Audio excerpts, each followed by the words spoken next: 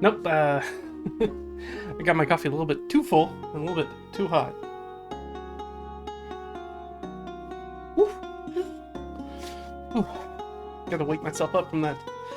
Had sort of a heavy meal, so trying to trying to stay alert, trying to get everything going. Let's see. Well, I guess we can just go ahead and jump right into it. So we are doing episode 26 around here. Let's do a. I guess first let's do our recap of last time, right? Episode 25. All right. So when we picked up last time, the recap from episode 25. What we wanted to do is we decided that we were going to. We'd finished clearing out the chalk pit and everything. We decided that Rhinefire did not feel comfortable staying there as far as for as long as Norcruth is going to be out there and he knows about that place. He doesn't feel comfortable being there, which makes complete and total sense, right? We don't really want him there either, considering how many times we've sort of brushed up against Norcruth. So we decided, okay, he will come back with us. We are going to take the people that we have. We have to get them out of Karjunton, because we do know that Karjunton is sort of the hot spot for people who are acting against us, and we need to go get Arias, specifically. So we decided to leave for Karjunton by the most direct route, and once we're there, gather up everybody we're going to try to get. We're going to try to move them all back to Split Valley Oasis, where we think they'll be more safe, and we can sort of rely on the hospitality of people like Akari, who we've already done some favors for, who is going to be more likely to help us, and we have his bow there, which is sort of his sort of honor debt that we can repay him to, maybe help us resettle these academics, because we have like half a dozen people now that we're trying to rehome, basically.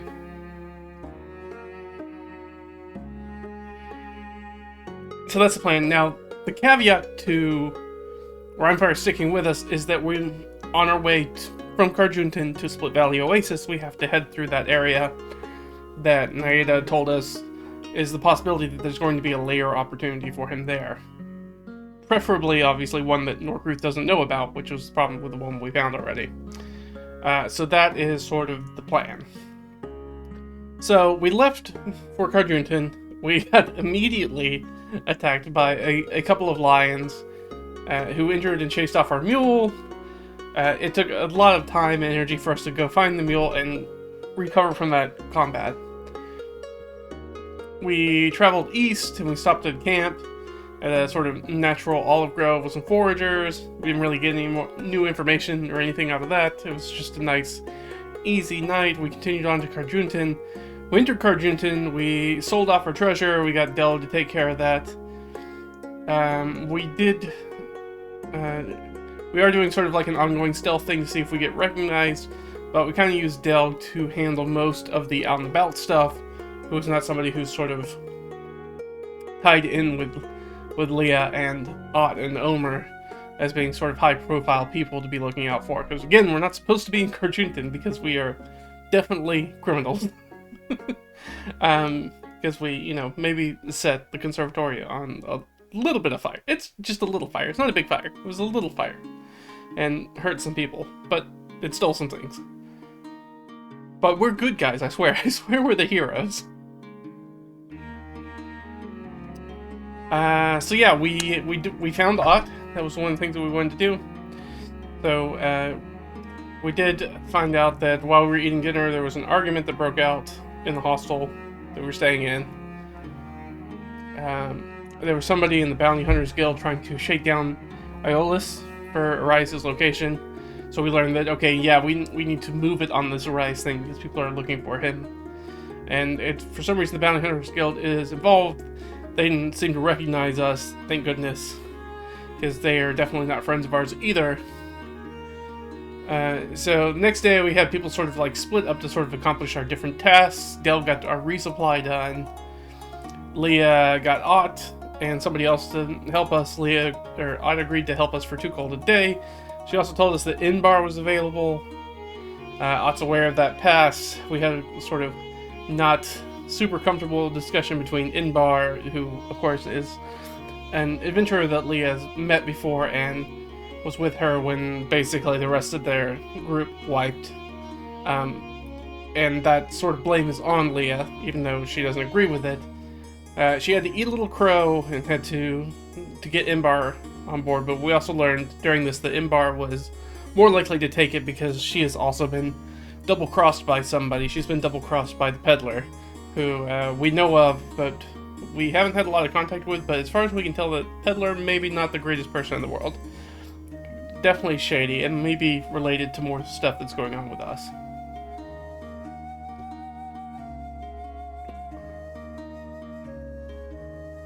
Let's see, anything else that's really super important? Oh, we had Omer was supposed to spend the entire time that day before trying to find any information about any of the ongoing sort of plot threads we have on, and he absolutely failed at every single roll, and so we found out nothing, even though he basically spent the day in the tavern just eavesdropping on people. But to no avail.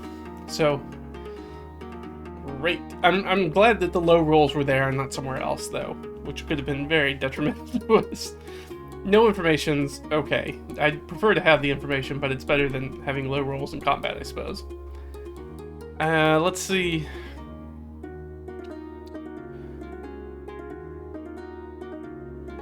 Yeah, I talked about that.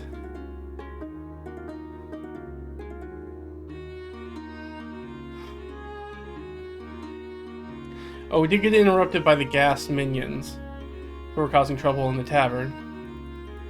And we thought it was going to be very easy, but we got our butts handed to us by a couple of ghouls. Got saved by Omer, but, you know, it's not a great way to start this. And we sent Del to collect Iolus to meet us. So basically, this is the morning. Everybody's supposed to be meeting us. This is supposed to be it. This is supposed to be everybody meeting us. Alright, so let me see. Let me check our session goals before we get started. And actually, I can go ahead and bring these up, which I'm going to do. So you guys can see exactly what I'm looking at. So let me get these. Let me transition these. Oop, there we go. Alright, so over here on the side, and actually I'll just make this big for right now since that's all we're looking at. So our to-dos, didn't really have any. I got everything accomplished that I needed to get accomplished. So that's good. Session goals. We need to meet up with Riot and transport him and everybody else. We have a whole list of people that we're trying to get to Split Valley Oasis. We've got to pay Ott and Imbar both at 2 gold pieces a day. We got to search a safe layer for Rhinepire, which is what we're going primarily today, this session. So our session start, we took a long rest. We did not have any eruptions. We did roll for that last time. Do need to update the calendar and sheets. I've already updated the sheets, but let's go ahead and update the calendar. So this is from, I believe that should be 21. I will check my calendar. I think that's 21 though. It goes from 16 to 21. Week 2, day 1. If I remember correctly.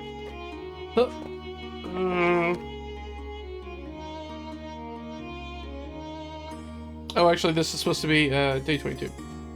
I forgot, the weeks only go up to 5 days. So this should actually be 22, not 16. So it should have been 21 last time. No big deal. So yeah, it's average temperature-wise. Winds are gusts, a little bit of light rain, a little smattering here and there, just kind of sprinkles spitting at us, as they say. Alright, so we got that. Done that. We didn't get any. Alright, is there anything we want to do before we leave? So, everybody's going to be sort of coming together towards the gate in the morning. So, is there anything that we want to do before we head out? And I think there is. Because I think, if I'm looking back at Leah's got a little bit of money. So we could try to, it would do a lot of good for us to have another combat spell. And we've got some cash. So I'd like us to pick up a combat spell if we can. So, let's go to Donjog.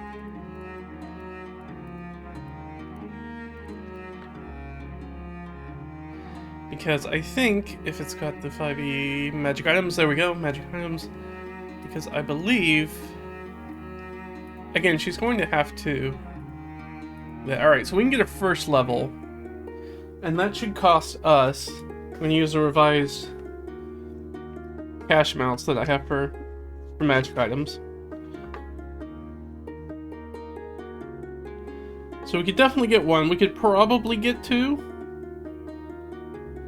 But I think we'll just start out with one so far. Or I guess we could get an uncommon, right? Because that would give us a level 2 or level 3. We can cast level 2 spells.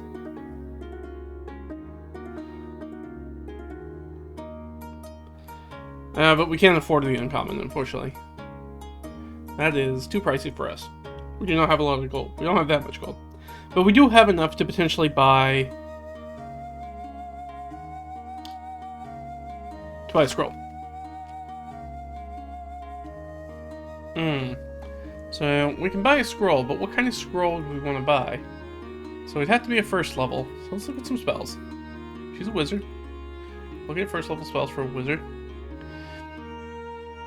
What might be good for us? Because we really want something that's going to be a little bit more combat focused for us. Because right now we just kind of have Firebolt and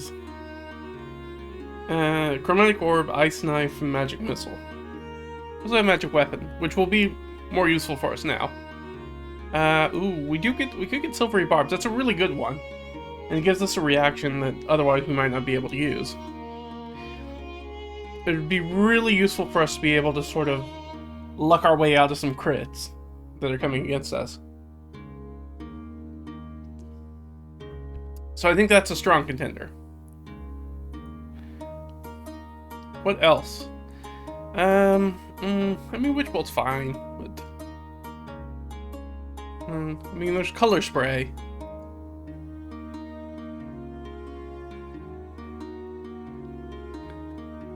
Problem with Color Spray is that it can also really screw over your own party if you're not paying attention.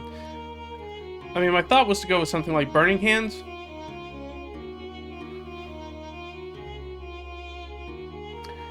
Which feels sort of very fire-oriented, which she kind of already has some of that.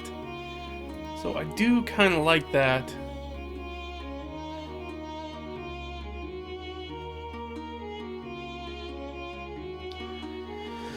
Oh, what do I want to do? That's a good thing.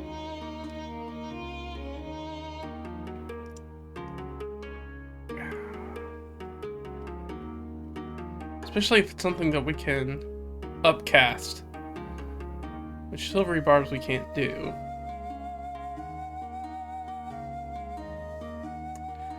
I still feel like I'd try to get Silvery Barbs. I do think that Silvery Barbs is probably the best thing for us to take. So let's just ask our Oracle, our first question of the night. Are we able to... I don't want to take up too much time, but are we able to find this? Yes. Okay. Let's do a persuasion check. Did we take anybody with us? I don't think so. Nobody else really knows magic matters like we do. So, alright, I mean, that's a 13 persuasion. It's not terrible, but... no, the DC is 15. Okay. So... probably going to cost us a little bit extra. Yeah. So it's going to cost us 80 gold. But you know what? We've got it, and we're worth it. And then I'm just going to put it in here. We're going to pick up a... because we still have to copy it over, which is going to take us a few minutes. Scroll of Silvery Barbs. But since we are a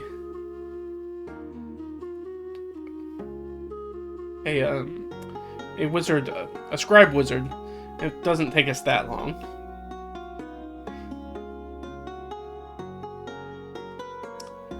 So I think that, right, I think it takes us like minutes to do, which is not bad, but it is going to require us to do a rest. And I do think that this is actually going to take up our first slot of the day, because that's her doing stuff. It's keeping them from getting out the gate.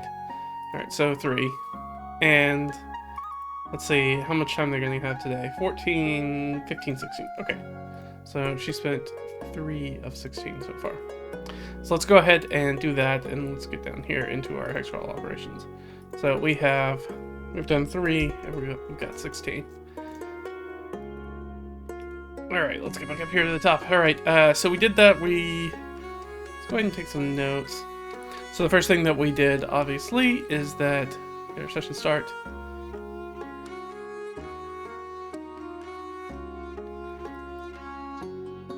Alright, so we bought a silvery barbs. Because I think right now one of our biggest problems that we're having in combat is that we're getting hit hard and we don't have anybody hard to hit back. Now we're going to have Ott and Imbar with us, which is going to help us exceptionally. But it would be nice to be able to sort of maybe at least get rid of some crits when they're rolled against us. Do we want to spend time seeking out Fargrim's last known location? I don't think so. I think we gotta get out of town, frankly. And actually, because of that, let's roll another d4. Because we're also spending time in town. Let me get back over here. I don't think that there's a chance that we're gonna hit that 22 stealth level, but we're going to try to get out of here. So I don't think that we are going to... So we're not going to deal with Fargrim because we want to get out of town with everybody. Get on the road. So let's see. So we're not going to do that. Yeah. You know, we're not really in a position to be waltzing up to the authorities and talking to them about that potential poisoning of the water system of the Slaver's Affliction. Because they're just, frankly, they're probably just going to arrest us once they figure out who we are. Alright, so we meet up at the gates to see if everybody else is here. Alright, so we have 1, 2, 3, 4, 5, 6, 7 people. Alright, so let's ask... I think everybody's pretty motivated to get out of here. This is the thing. So, I'm going to ask, is anybody missing? And I'm going to give us a -3 on that, because I don't think anybody would be missing, because I think everybody wants to get out of here. No, nobody's missing. Alright, so everybody's there. We come great. It's very easy to find everybody. And we are going to head out the west gate so we can go pick up Rhymefire, which is what we're going to do. Alright, let's give her a sort of a stealth check. She's in a group of people, but we still got to get out the gates. Yeah, I don't think that they're going to see that. They certainly do not. So we make it out west, and we are going to hop over the map real quick. So we are leaving Karjunton, which is right here, and we are heading over to here, which is where Rhymefire is stationed up. Now, we did travel, so that means that we gotta do this guy. Okay, 1, that's not too bad. Did we run into anything? Oh no, that's not a great way. That's not a great way to start, honestly. That's not great. We're gonna start right off with the combat. All right. Well, I guess we're gonna get blooded real quick on this journey. But let me go ahead and get down here to hex crawl recommendations. Thankfully, we only rolled a 1, so that's not too bad. So follow-up question: is this somebody attacking Rhymefire? I don't think so. I don't think that's probably the case. I think it's probably going to be somebody attacking us. Yeah, alright. It's not anybody after Rhymefire. So it's somebody potentially that we're going to run across. You know what? I'm just going to leave this sort of up to fate. We are, as far as, you know, what this is going to be. So, there's 4 of us. We're level 3. I'm counting Delgin, Imbar, Ott, and Leah. And everybody else is going to be non-combatants for this point, as far as it goes to sort of depending who's going to be in these fights. What's our sources? Let's go ahead and get more guidance. I think I have been Rickens, but that's fine. Knock it out. Alright, so let's choose an environment. So we are technically in a forest, but it is also sort of a desert and also sort of a grassland. It's sort of kind of in between. There we go. So let's make a hard encounter for us. Alright, that's it's a little much. I don't know why these three things would be together. Let's find something that makes a little bit more sense. I like the lizard folk though. Maybe we stick with the lizard folk? Or the zombie. Yeah, let's ask, is it... Actually, what I should do is I should use my D6. I'm being dumb. Okay, so it should be some sort of natural predator. So, yeah, I guess we'll go with dire wolves. 1d3 dire wolves. Alright, so 2. So they're going to be 2 dire wolves that we're going to run across. While we're sort of out in the forest, kind of trying to figure out Rhinefire's last location, trying to figure that out. So we've got 2 of these guys. And dire wolves are in the monster manual, I believe. Let me... yep, you can tell me what page? 321.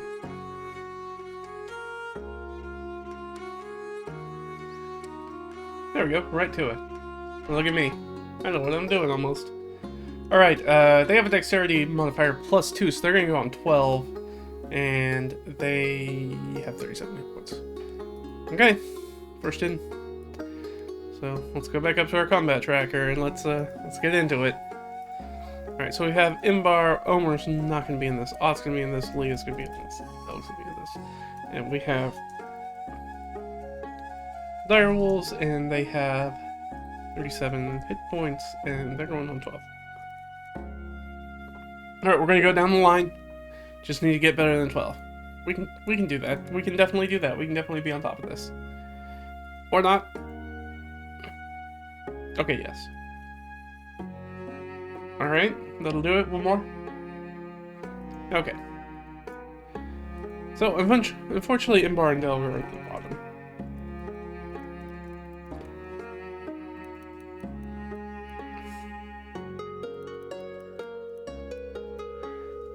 I can't remember if Ott or Lee. I think Ott rolled higher. So we'll go with Ott first. Let's see. How far away are these guys? When we first noticed them. 7. Alright. So we're at about, 30 feet, maybe. Well, I guess really technically it should be. Right next to 30. We're at 60 feet away. Somewhere, basically 2 moves. It could be somewhere between 40 to 60. Doesn't really matter. I guess because we have larger ones, can the wolves get there in 1 turn and still do an action? I think that's highly likely. No. Alright, so it's 60 feet. We'll say it's 60 feet then. Because they can't get there and attack on 1 turn.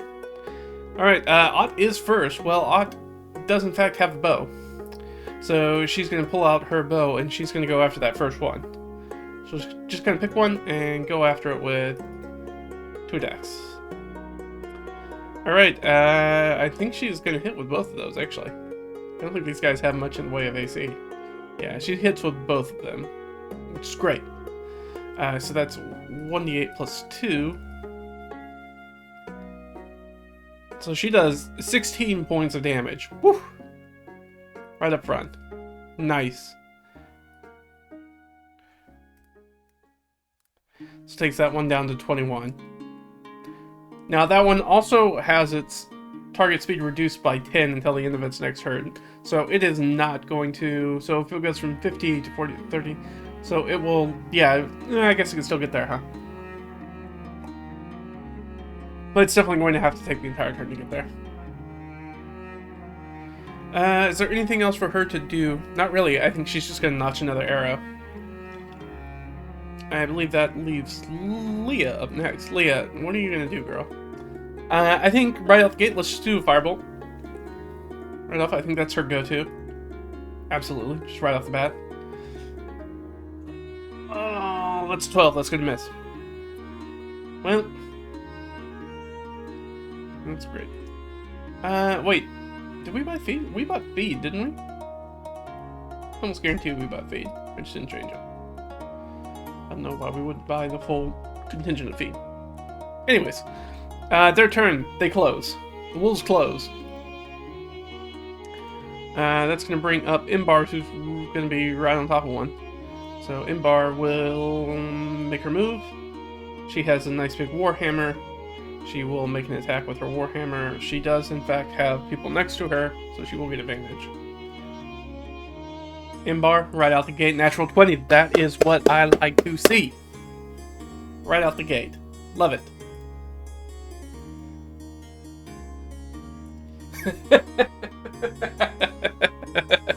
For double ones on the damage.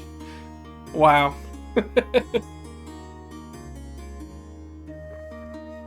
But she does have gang up. I would let her use the gang up. So technically she does get to roll 4d6 because she gets to double those dice. Okay, that's a lot more respectable. That's 22 points of damage, which will definitely just kill that one outright. It's definitely what that's going to do. Okay, I mean, I'm not going to argue with it. Is it Imbar, anything else that you want to do? She's got the attacker style. She's getting up. What's her turn? Nope, that's it. Not a lot going on with her. And then Delg in the back. I think Delg is going to use his bonus action to disengage, so he can get sort of out. And then he is going to use his sling. So he'll make a little roll with his sling. He's going to hit. And do 3 points of damage. Respectable. For a not combat person, that's quite respectable. Alright, that brings us back to the top, which is odd. Is this thing next to odd? I guess that's a good question. Let's ask, is this next to odd or not? Yes, absolutely. It's right on top of odd. She is going to drop her bow then. And pull out her spear. And she'll make a stab. She'll make 2 stabs with her spear. Double 2s. Alright, miss and a miss. Big whiffs. I mean, I guess technically she has advantage, so that would be 1 attack. She'll hit with the 2nd attack. Wow. We're getting the crumbs today on the rolls. We're getting crumbs. Nothing but those single digits. Love it. Okay. Leah. Is this one on Leah as well? Yes. Leah, I think we're in pretty good situation. I think this thing's probably gonna run away. Does Leah have a good... She'll have disadvantage if she uses Firebolt. So I think she's just going to try to hit it with her staff, which she'll have advantage on. And she'll hit it with the staff.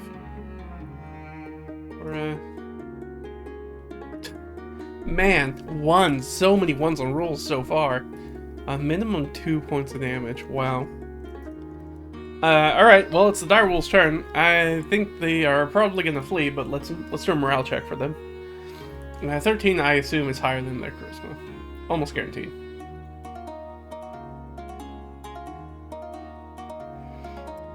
Yeah, it is.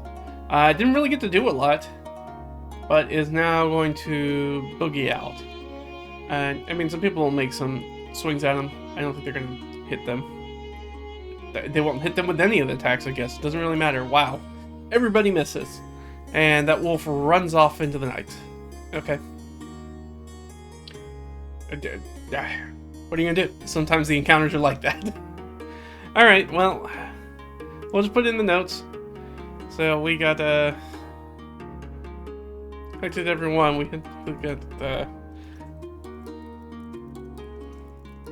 the rules.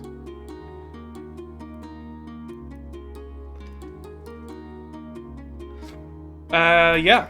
Alright, so now we gotta search for Rhymefire. Can we find Rhymefire in a relatively... I guess, first off, do we see Rhymefire immediately? We've already spent some time looking around. Yes, okay, so we do find Rhymefire. without having to look too much. We've been causing a ruckus, I guess. Those things were probably looking for Rhymefire. So we find Rhymefire. Hey, Rhymefire, here's all our friends, everybody. This is Rhymefire, Rhymefire, everybody. We're gonna have this dragon wormling join us, and we are going to head north. Is anybody gonna give us any guff about the dragon? I extremely don't think so. No, alright. No one's gonna give us guff about that.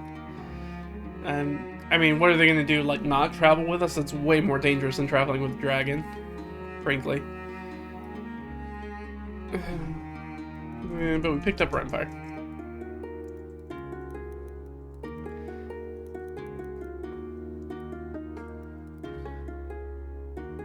We picked up Rhymefire, and we're gonna head north to Naida's Holding, which is sort of like one place that we know that we can kind of be safe at. So that's kind of where we're heading to. That's kind of where we want to end up. Really, we want to definitely hit that spot. I feel like that's gonna be the spot that we're gonna aim for. Hopefully for the end of the day and spend the night there, because that'll be better than camping out, I feel like. But let's look at the map. All right, so we are here. I think we're gonna go into this unknown quantity because we want to cut out take as many shortcuts as we can. We kind of know where we're going. We've been there before already, and we're starting to become familiar with the countryside around Karjunton. So it's gonna take us a little bit of time. So 4 points of time, and we're gonna run into something. So that's great. That's great. We're doing we're so far. We're gonna take our time.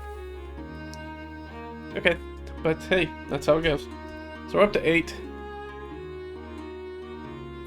Now this is actually going to be probably not a combat, which is good. But we also don't want to spend too much time here, because we're already spending quite a bit of time. We're already sort of halfway through the day. So let's get down to... Oh, I need to do... Sorry. That's what I'm looking for. I need to do... So what is this place? Oh, it's actually... Go back to the plane.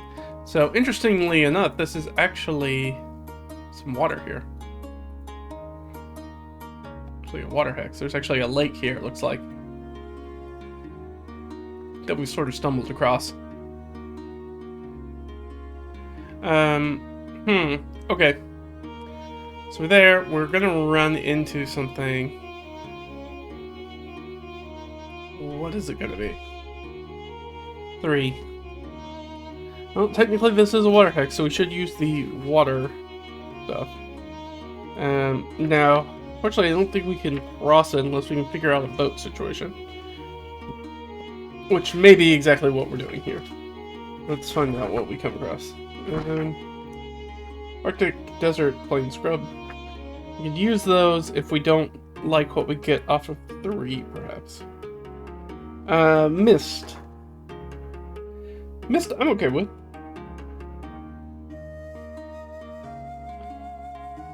Yeah, I like that better than any of the other. So the mist sort of, at this point, rolls in. So it becomes more difficult to see. It's becoming more difficult to see. We know that we're at the water's edge. I think I'm going to do a survival check to see if we can keep our bearings. Now, she has plenty of people to help her, but it is... Actually, we're going to give this over to Ott, because I know Ott's trained.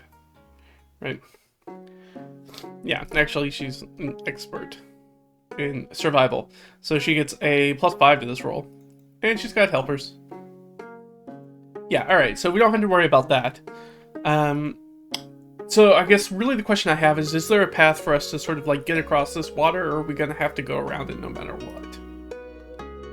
Okay, there is a way for us to get across. So that must be that there's either a shallow area, or maybe instead of one large lake, it's a bunch of smaller lakes, and there's a way to sort of like walk in between them, sort of like a flooded paddy field kind of situation. So it looks like we keep our bearings, and we are going to keep moving through the fog. All right, so we're going to keep going this way, and let's see what that does for us. Okay, another 3. Alright, we are chewing through the day. Up to 11 of 16. Not going super great, but it is what it is. Alright, at least with no encounters this time. That's no problem. Did we come across a point of interest? I guess I should have rolled for the point of interest last time, but I didn't. And that's okay. Actually, this will be something, and actually I'm going to use this on the last one. What kind of POI was this? Because really we should have done that, and that was my fault, so I need to fix that. So it's 15. We did come across something. Actually, we need to roll a 12, not a 20. It's a 7. Some sort of meeting place. I mean, watering hole would make sense. What do we get? Okay, so some sort of greens. Okay. Yeah, I think that makes sense. So this is sort of a... Let's go ahead and get our hex information up here. Let's do a little secret notes entry.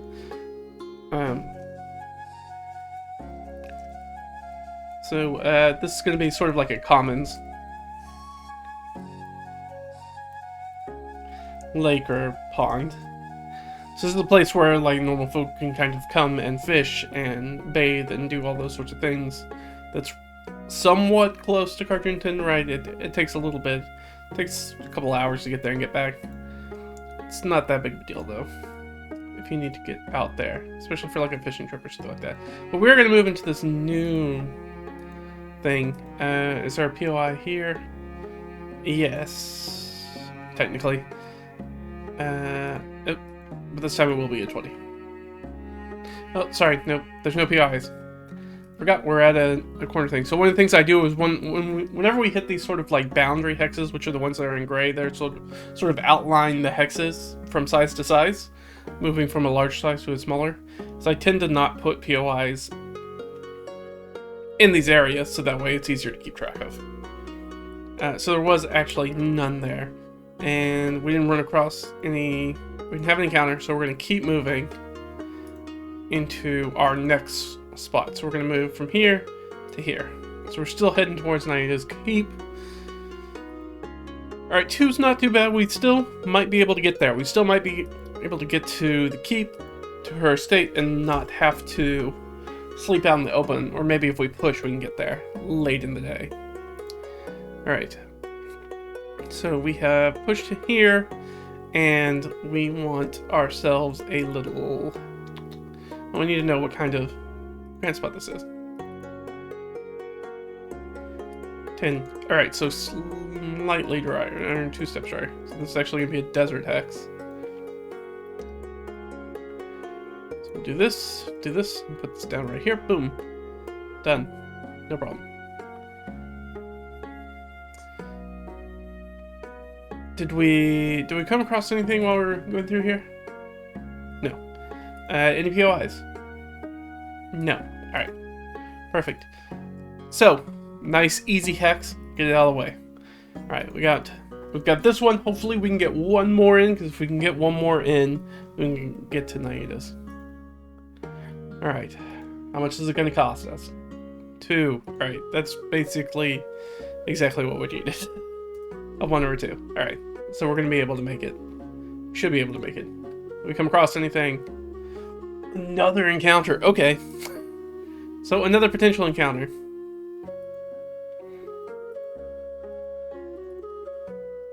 Dang, another encounter. Alright, 8. So it is just going to be a nice little orange here. I can remember how to do this. I had to do this last time. If I can remember how to do it. Take the...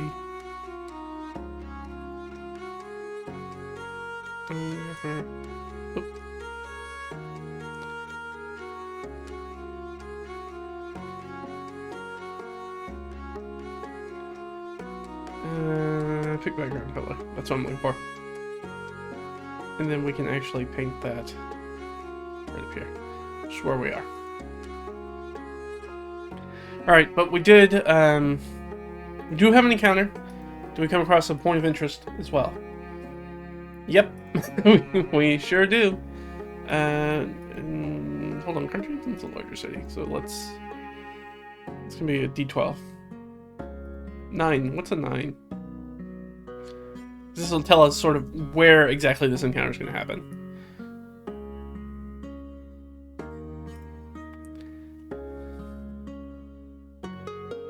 I don't know, some sort of informational sign, so some sort of signage.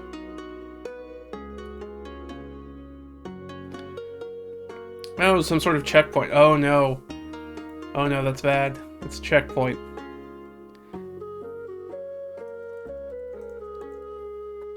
Now let me actually, I need to put...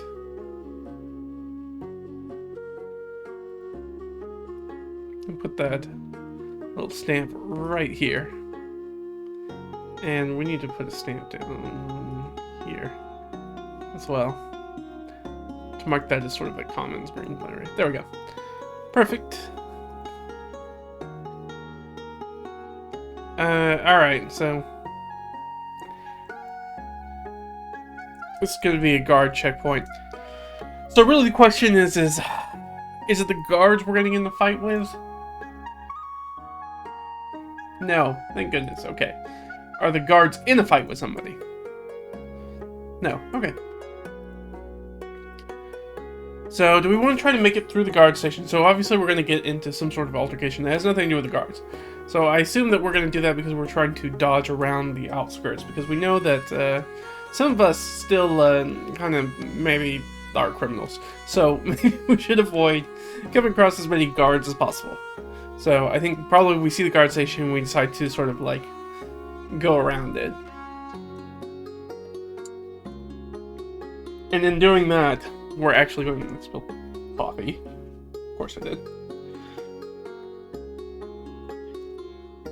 Ridiculous. Ridiculous! Okay, let's get back to it. So, I think this is because we're going around that checkpoint. So we're trying to get around that checkpoint. But we do need something... So let's change our filters. So I'm going to use the sort of desert grassland, same thing. So we're going to look for a hard encounter. Oh, I need to take direwolves out. And we're in the countryside. Let's just see what it comes up with. We're going to take it down a little bit, but let's just see what it does.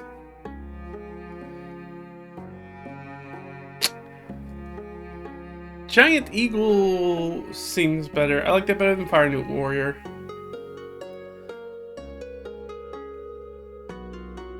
Ooh, Flying Eagle or Goblin? Is it a Flying Eagle? Yeah, alright. We'll do Flying Eagles. I like that. I like that better than Goblins anyways. But basically we're just getting attacked by wildlife at this point.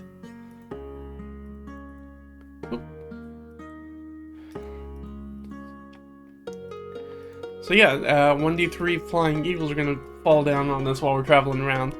3 of them. Okay, good.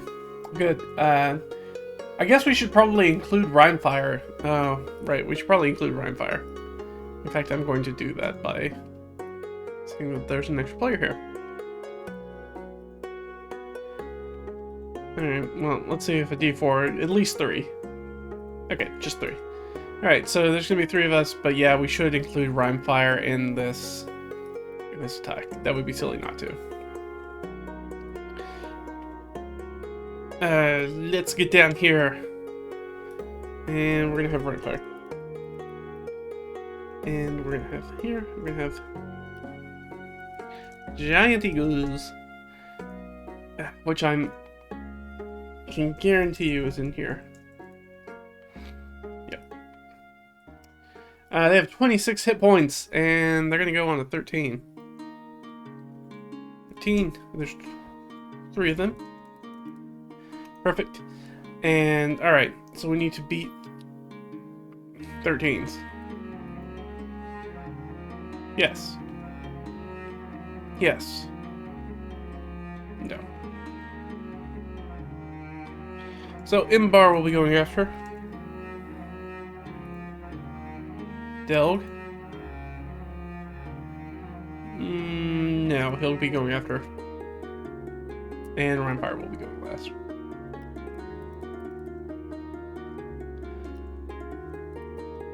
And Ott and Leah, who's going to go first there? I think Ott goes first. She's got more decks. So as they're sort of walking, they sort of walk across this sort of open area. They have to sort of like take a depression down to get around to make enough cover so they sort of break sight lines with the guard station. And you see this big group. It's got a mule. It's got this beast of burden in it. It's got a small dragon in it. It's got plenty of people. Most of them don't seem to be heavily armed and armored. So these giant eagles are going to take a swoop down and come after him. Do they surprise us? I don't think so. Or they do. Sure, they're gonna come down and we'll get some hits in. Got a number of people that can take hits. Got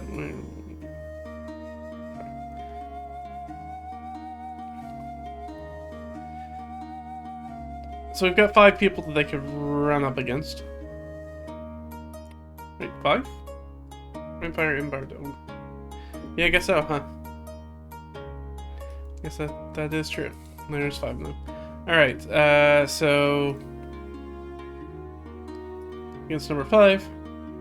And okay. That's not a 6. 4. Okay. Alright, so one's gonna come in against Imbar and one's gonna come in against Rampire. Oh, and I guess well there's technically one more. So 1, 2, 3, 4. 1. Okay. And then we'll come in against Odd. So let's do the one against Odd first. These guys come in. They are going to...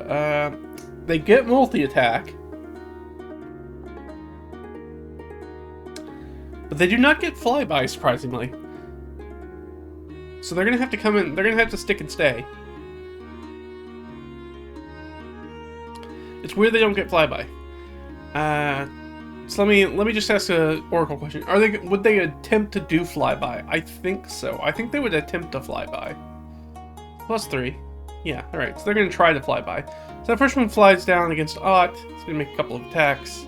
I think it's going to miss with both of those. No, her AC is pretty low.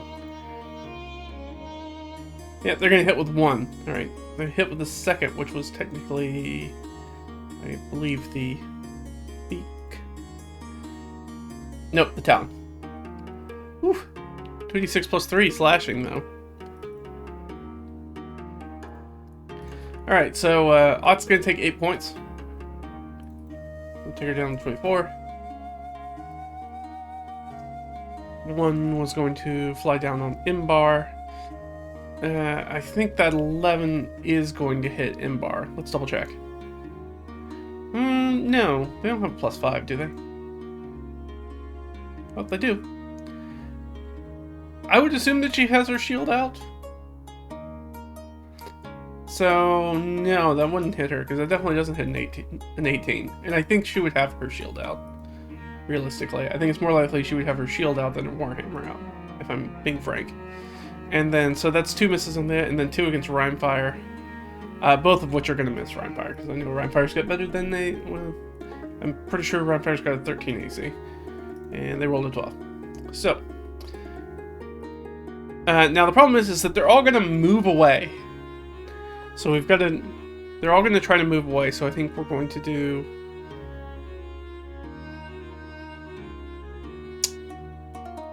Alright, 2 or 3 on the first one, because it's going to be 2... Let's say 2 on the first one, 3 on the second one. Now they're all grouped up. There's a whole mass of them there, so there's no reason they wouldn't get advantage on these attacks. So for Leah, Leah's going to hit.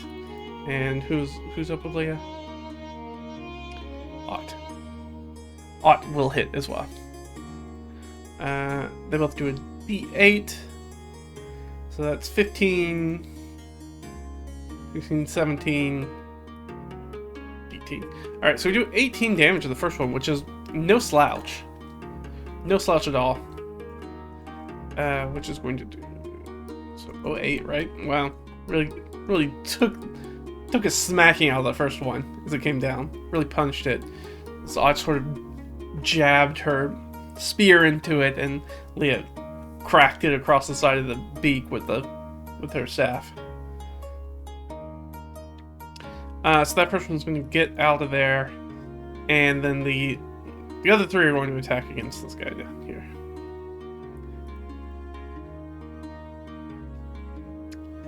Alright, that'll be a hit. That'll be a hit. And I assume Runfire's going to hit. Yeah.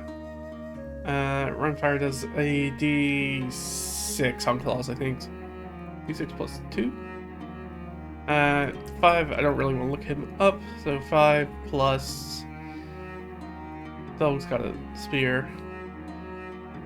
5 plus 7. Alright, so 12, and Imbar. What is Imbar's damage? I mean, there's no reason to not have her use Gang Up.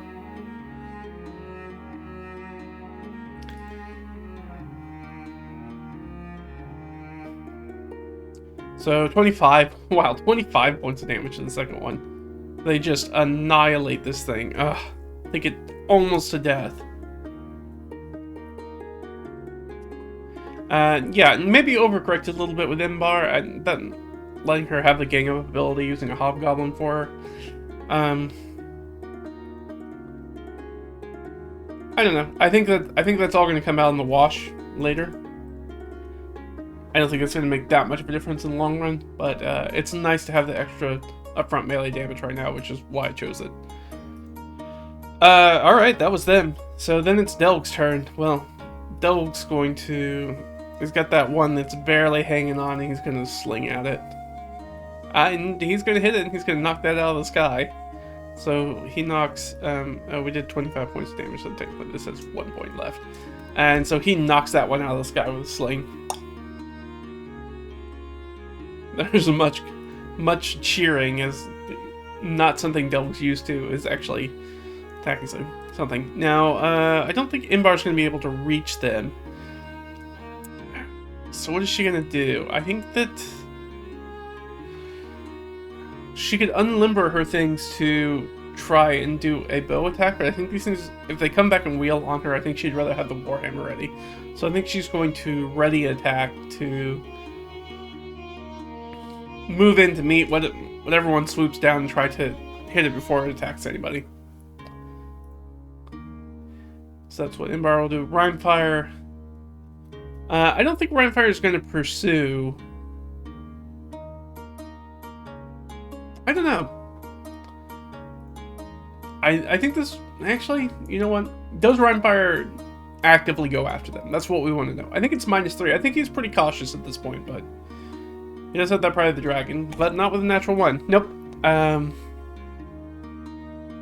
Actually, one. Let's give him, since I rolled so poorly, let's actually give him a charisma save. See if he takes a run. Okay, he rolls under, so he doesn't lose this thing. I mean, he hasn't really fought anything that's big, large, and flies better than him like this. So, I thought there was going to be, he would break morale and he'd try to fly away and flee, but he's staying in tune. I think he's going to do the same thing Imbar did. He's going to ready attack for when they come in. Actually, what he's going to do is he's going to prepare his paralyzing breath and try to hit both of them if 2 come in, but he's definitely going to try to hit whoever comes in to sort of attack the group. Let's back to the top with Ott. Ott, however, will drop her spear and unlimber her bow and take a couple shots at that wounded one. Yeah. I don't think there's any way she can't kill this thing. No, she definitely does. So then she puts 2 arrows, boom, boom, right into that one eagle that's still wheeling in the sky. So now we only have one big guy that's left up there. Leah's gonna take a pot shot, I think, with a firebolt. Which I'm pretty sure will hit. Yes. And do a whopping 4 points of damage to it. No big deal. At this point, just kind of making sure that it goes away. Alright, Giant Eagle time. Giant Eagle needs to make a charisma save. Needs to roll a 10 or lower to stay in. Alright, it's in the fight still, so it's gonna wheel back. Who's it gonna go after? So it's got 5 people to choose from. Of course I roll 6. So it's gonna go after Delg for some reason. He seems the weakest, so it wheels and tries to make one last chance to go after a meal that it's looking for. Alright, so it's gonna come back down. I'm gonna let... Technically, Rhymefire's Paralyzing Breath would go off first. And then Imbar, once it reaches melee, would make an attack. Alright, so... Giant Eagle needs to make a Constitution saving throw. DC 13. He's 12 or better. Oh! Natural 1. So this thing wheels in the sky and comes back around and is swooping down on them, talons out, looking at Delg. Cuts to Delg. Ah! Cuts back to the Eagle. Ah! And then just gets hammered by that paralyzing ray, and it is just going to nosedive into the ground because it's paralyzed. Immediately just kind of falls out of the sky. Does it take any falling damage? Yeah, okay. Let's do a d4. How many d10s worth? 4! Okay, there were 4 d6s worth. Dang, so it takes 14 points of damage as it just falls out of the sky and goes prone. Okay. Great job. Is Imbar able to get an attack with that? That's 50-50. No. Alright, so she kind of loses that turn, but that's alright. Because that thing sort of never made it quite there. It is Delg's turn. Delg will sling, but he has disadvantage because that thing's prone.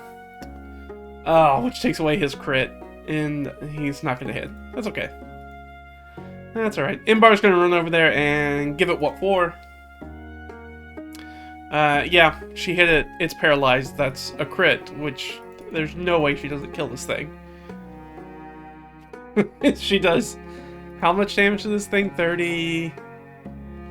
Imbar does a lot of damage, which is why I made her this way. 32 points of damage. She just crunches this thing's skull in. Yeah, I mean, that just kills the character. That would just kill this giant eagle outright. You gotta be careful with sidekicks, because it's real easy, especially at low levels, to make real monster sidekicks.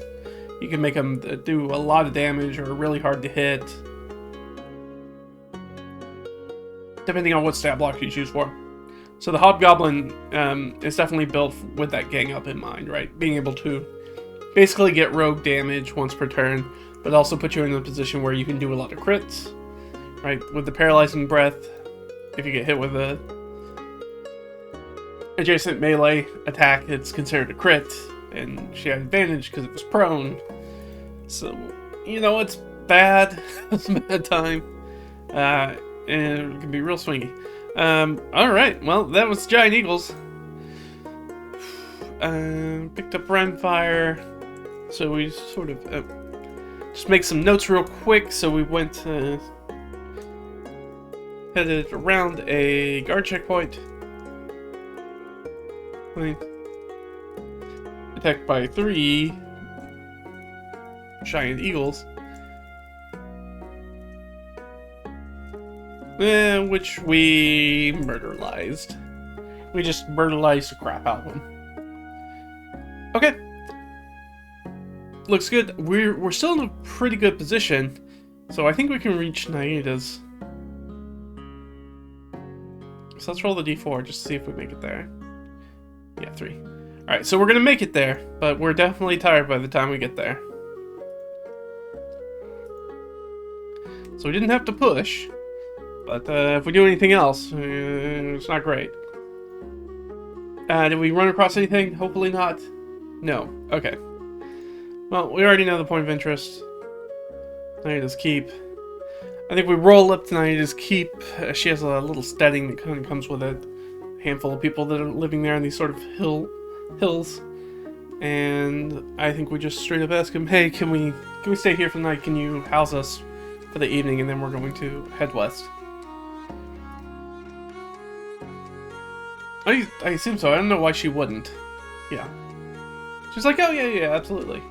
And there's probably is a spot for Rhinefire to do that. So, now what I don't want a Cloud City Darth Vader situation, Lando Calrissian situation. So let's get an insight check on Naida. Is everything seem, when they walk in, like, are the servants, anything seem weird? I'm just gonna give Leah a little insight with some advantage. Which she's not good at, by the way. So it's a 13. Okay. Right, the DC is 15, so we didn't make it. So, how do we feel about that? Does Leah and the group, do they feel edgy? That's a good question. Do they feel on edge? I don't think they would. I think Naida's pretty trusted. I think they feel okay with Naida. So they are going to, they're going to try to find a spot where they can bed down for the night. I assume the Naida's probably has, like, a livery stable, something like that, where Rhinefire can stay in. Is anybody else going to stay with the Rhinefire? And probably Ott, for sure. I think Ott and Rhinefire probably stick together. And I think everybody else probably takes rooms. That would make most sense to me. We do have... Well, actually, we have a whole bunch of people. I forgot. So, Naida probably doesn't have rooms for that many people. Because we've got, like... 1, 2, 3, 4, 5, 6, 7... 8 people with us, right? If we include Rhinefire, 7 people plus Rhinefire. So probably not a lot of accommodations for that many people. She probably only has like 2 free rooms. And Leah and Imbar probably don't want to hang out together if they can avoid it. Probably nobody wants to really room with Ott or Rhinefire. So I think they're just going to shove everybody in the stables to stay for the night. Just so everybody stays as a group overnight. I think that's what they would do.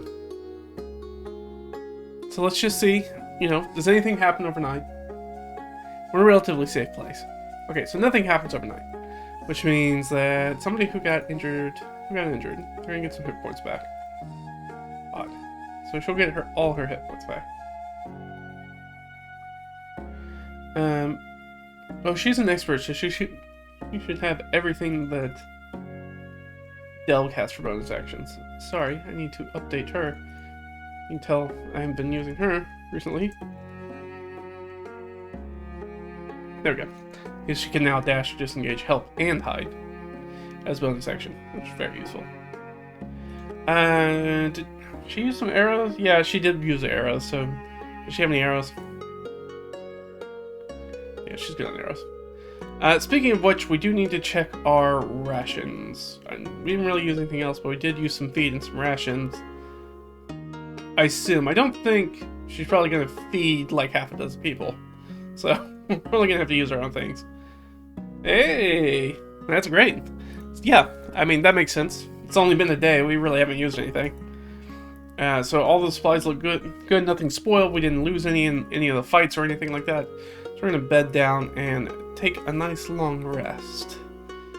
So we make it to Naida's, and then everyone pulls up in the stable. So it's got a very D&D manger kind of scene where everybody, all the wild animals are around our PCs. So they sleep through the night. And so the plan is for the next day, as we get up, is again, we're booking west. We're taking the exact route we've already taken. So we can hit these red sort of hexes on the way there. So I assume that we'll be going like 1, 2, 3, 4, 5, 6, 7, because I don't...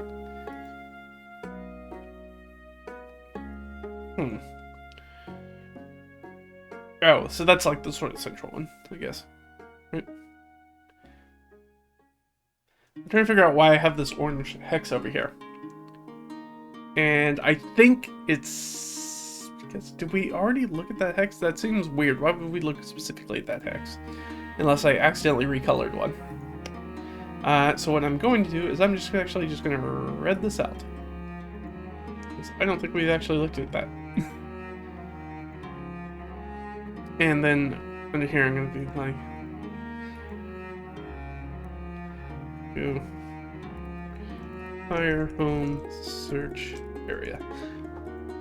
Now one thing we can do, which will be easy, won't take us a lot of time, is ask if anybody...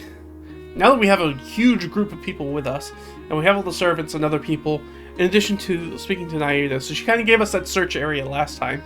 Can anybody... We're gonna do some chatting about. So Leah's just gonna do some basic persuasion, but she's gonna have help. She gets +2. All right, 20. That should pass. Oh, maybe not. Okay, yes, it did. Alright, that was a DC 19, though. It was very high. Good thing we rolled high. So the question is we asked for some other people. We started talking to other people. We're trying to get a sort of feeling as to, you know, is there anybody... Does anybody know specifically of sort of like this area that Naida kind of told us about as a potential home? We're trying to shrink that search area some. No. Alright, so we didn't get any clarifying information as far as that's concerned. So we basically have this gigantic area.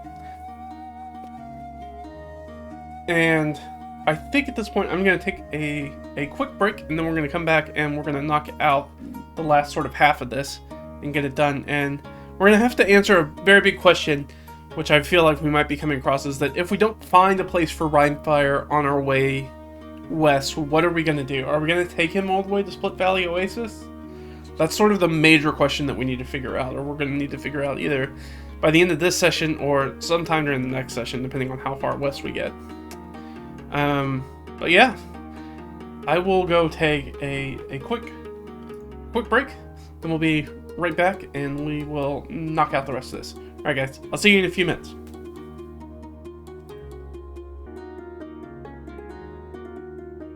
Alright, let's get back to it. Get myself a little bit more coffee. Maybe this time I can try not to spill it all over myself. That'd be nice. Pretty new to this whole eating and drinking thing. But let's see. Alright, so I'm trying to figure out how far we want to go with this session. So I'd like for us to figure out either the home for Rhinefire or get us all the way through this section, which might take us a couple of days in-game. Speaking of which, we just rested, so we do need to update that information. Let's go ahead and do that. We're actually to... It's 26th. And this will go away, but we are still basically the same sort of weather. A little light rain, so kind of probably foggy a little bit in the morning. So we sort of get up and take off.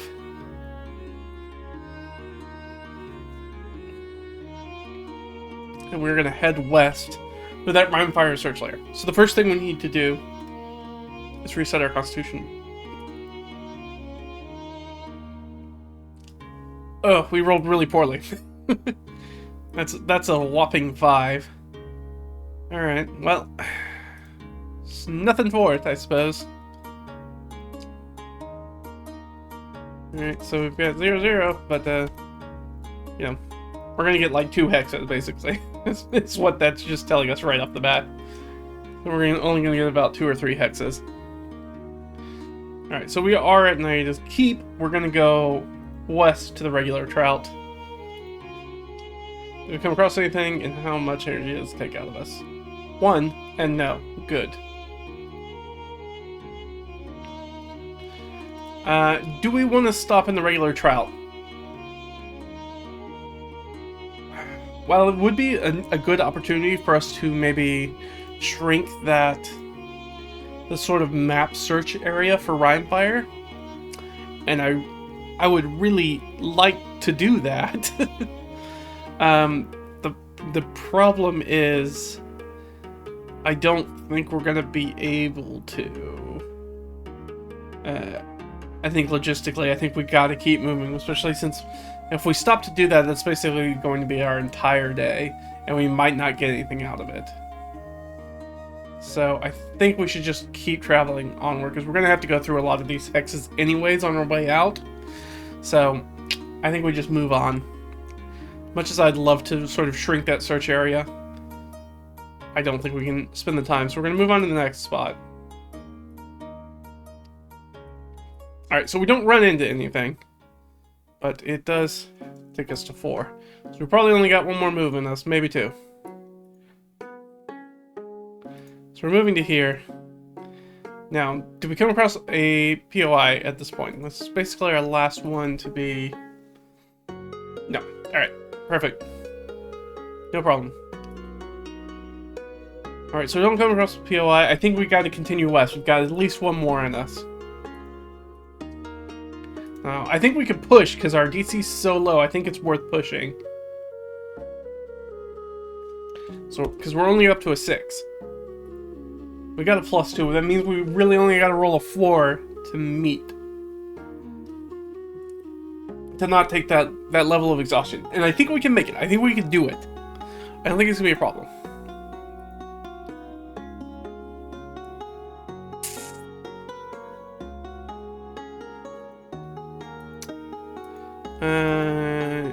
I did a roll for a POI. Alright. So we move on, right? Wait, so... Hold on, I just got confused by my own... Alright, so we went 1, we went 2... Right, this is 3. Right, because we were 1 and 4, and now... 6, right. Okay, yeah, so we're here. Just making sure everything's alright. Did I already do these rolls? I can't remember. It doesn't matter. We didn't come up with anything. POI? No. Alright, so we're heading west. We're in a good spot.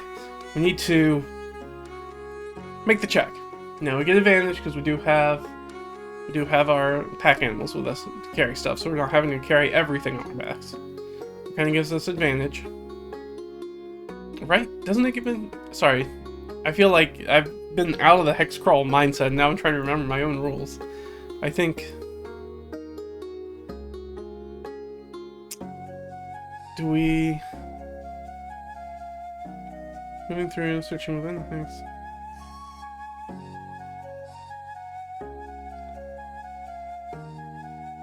Oh, right. We haven't been defining adjacent hexes. We should probably do that.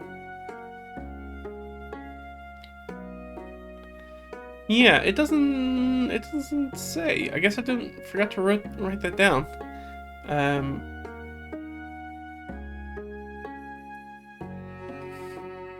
But we do have 2 things here we should probably do. Alright, so we do know that this is specifically a plains. Let's just fill in stuff. Alright, 10. So drier, so that's going to be desert. And so, okay, so and then we just drop the little symbols down in here. So this is going to be a little desert right here, and this is going to be more plains down here. But we are right here. Yeah, we keep on going, I guess. Now, what I was saying is, do I have advantage on the Constitution roll? That's sort of double dipping, because we've already used it for... We already used it for having the mule. So I don't think so. Okay, so we survive. So we're gonna make it into the next day. We're gonna get 3 more. So let's go. So we're pushing now, like Leah's feeling tired. But we are up to 9. And we didn't come across anything that tried to immediately hurt us. We do have some... Did we run across some sort of POI? Yes, right? Hold on. Let's see.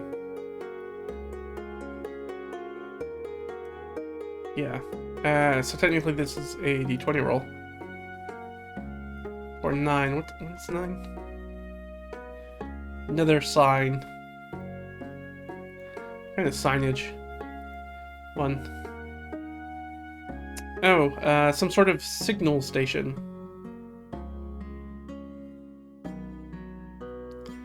Let's just roll a d4 for a time.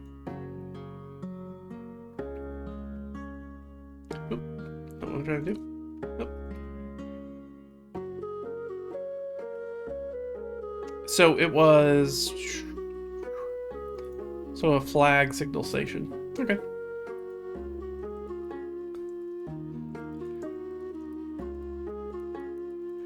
And I'll just add us a little guy in here. What do we want to do for minutes? I think...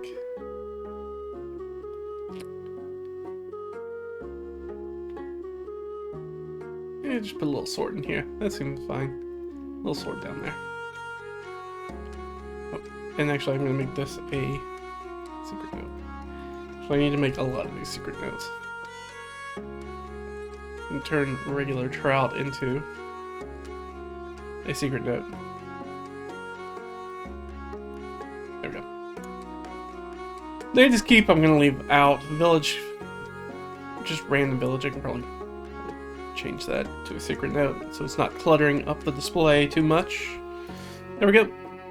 Alright, so we are here. And we need some 2d6s. Find out what's going on around us. Alright, so some scrubland. And some hills.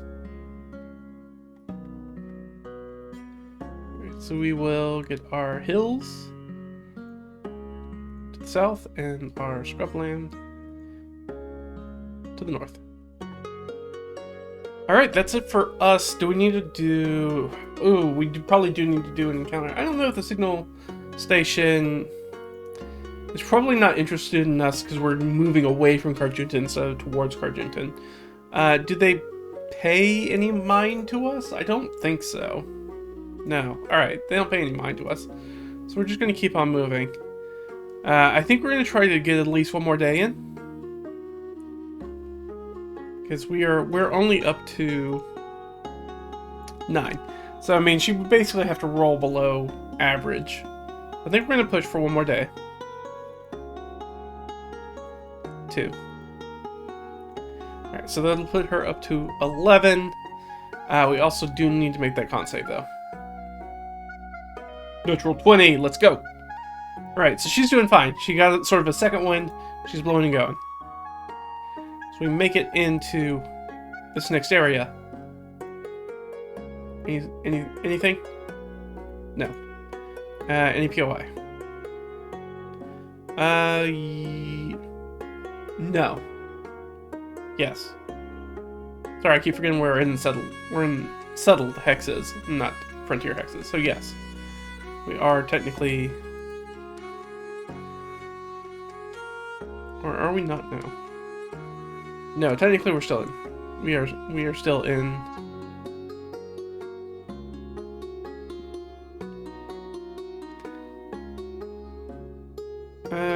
No. Because that would go from... We're technically in the frontier. So no. No, there's not an encounter. Or a POI that we just stumble across. Don't confirm it, but don't know it's there. And what we got to the north? Right, some scrub. Yeah, the same. Alright, so we got scrub. And we've got some more plains down here. Boom. Perfect. Do we want to try to push for one more?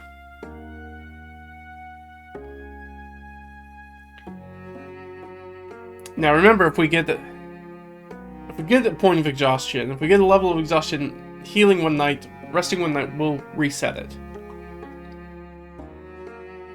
Now, if we run into any combat or anything, we're going to be fatigued during that. But I think it's worth the risk because we are trying to get someplace kind of fast. Yeah, and we're still at like under 50% of what you need to roll, I think. So let's push for another. Okay, 1. Right, that puts her up to 12. So she needs to roll a 10 or better. She rolls another natural 20. Alright. Yeah, but I think regardless, we're going to probably need to we should probably take the rest here, so that way we can have our entire next day just being cutting through those search areas for Rhymefire Zone. Because I think it's going to take us a few days to probably get through that. So we made it 1, 2, 3, 4, 5, 6 hexes. That's not too bad. That's what? Like 15 miles, something like that. Statute miles. It's not too bad. It's not too bad. It's a good day's worth of walking. Just because we pushed it, though. But yeah, I think we are going to bed down there. Is there any POI we come across? Yes. Okay. 15. What is our POI down here? What's a 15? Oh no, it's a no trespassing area. Oh, that's not good. That's not really good at all, actually. Oh, it's private reserve.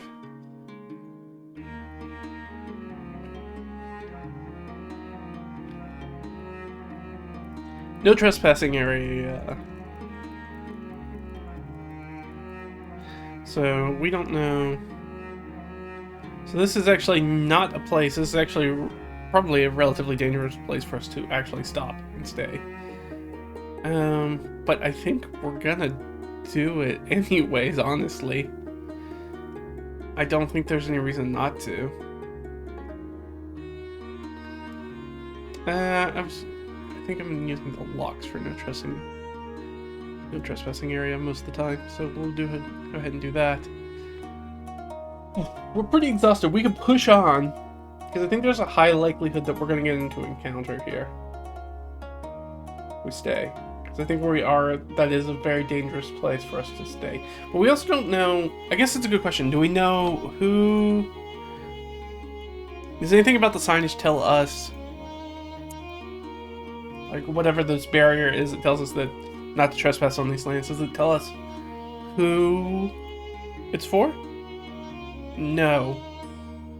Interesting. So it could be squatters, could be anything. I'm going to throw this over to Ott. I think Ott's the person with the survival. Does she think that this is a good spot for us to... That she thinks she can find a spot where we will be, you know, untouched through the night. People won't really notice us. And she rolled very poorly. Does anybody else have survival that could help her? I don't think so. Elg doesn't have it, and Leah doesn't have it for sure. No, alright, sorry, honey, you're on your own. Alright, so that's a whopping total of 8. Does 8 beat the DC? Probably not. It sure doesn't. She doesn't know. Alright, well, it sounds like it's worth pushing on then. We're gonna push on to the next one. Rather than stay here. Move on into this next area here.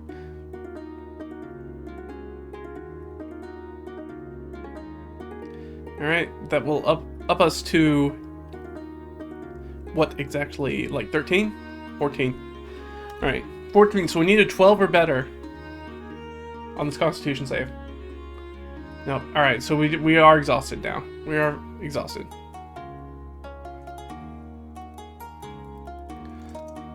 So we have exhaustion 1. Push too hard. It happens. Okay. What is our biome looking like? 3. That's actually a wetlands. Okay. So we're actually in a little marsh right here. And what's around us? So what do we have to the north? East. Wrong one. So we're gonna have a little bit of... Looks like we're gonna have a little bit of desert up here. And then what do we have to the west of us?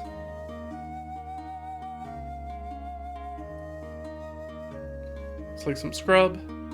Actually, it's probably gonna be desert into the northwest. Definitely gonna be desert. Alright, and so in this area we know that... hold on.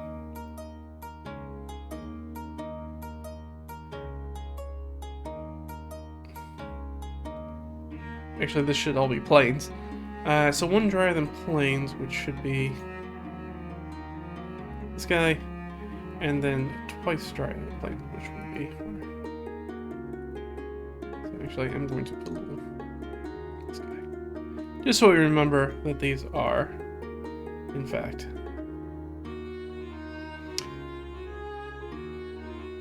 parts of the edges. Just so I remember those. That, however, is not... Wait.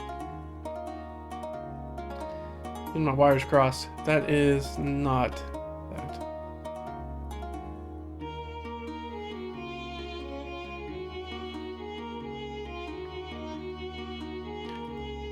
Here, sorry. And so it should be like that. Got it. Now I'm on it. I think. So, hold on. Should also be down here. Right, pum pum, pum pum, pum pum.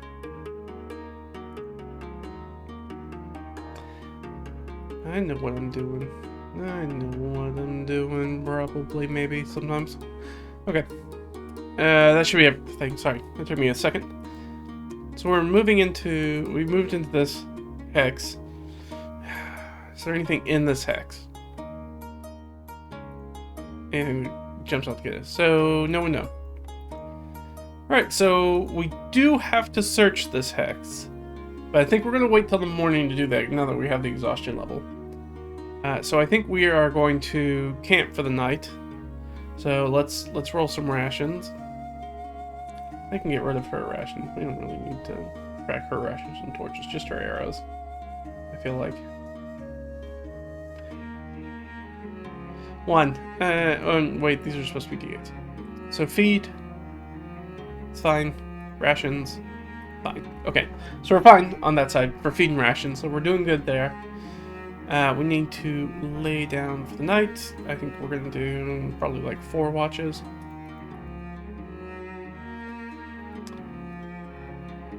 So we do come across something in that first watch though, but it shouldn't be an encounter. But otherwise the night could go rather smoothly. But we are in the wetlands. What do we come across?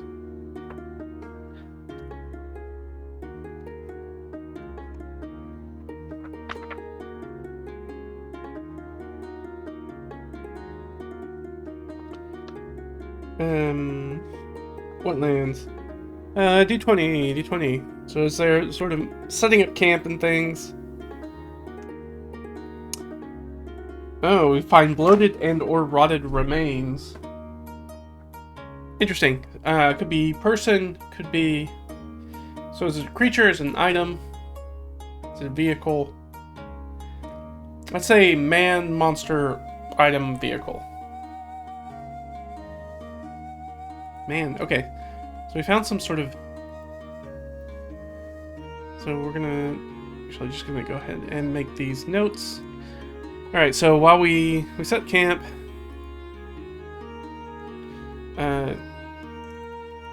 exhausted, but move on from no trespassing area. Find bloated bodies. Multiples? He asked the oracle? No, 1.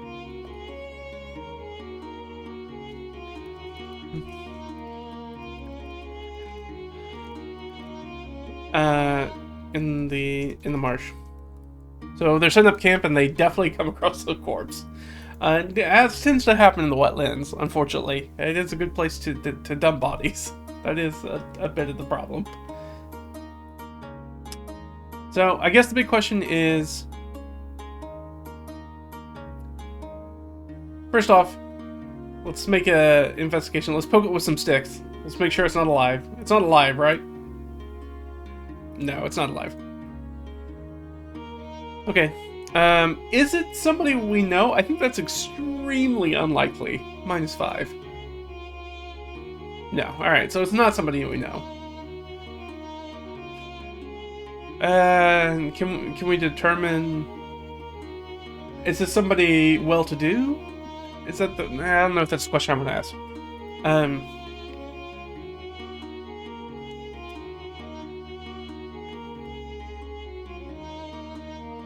Do we care? Probably not, actually. If we don't know who it is, then I don't think we probably care. I mean, I guess we'll do an investigation check, see if they have anything on them while they were dumped in here. Alright, we'll do an investigation check and then maybe a medicine check to figure out how they died. So an investigation check first. We've got plenty of people helping. Alright, 16, her investigation is pretty good. 16 plus 5.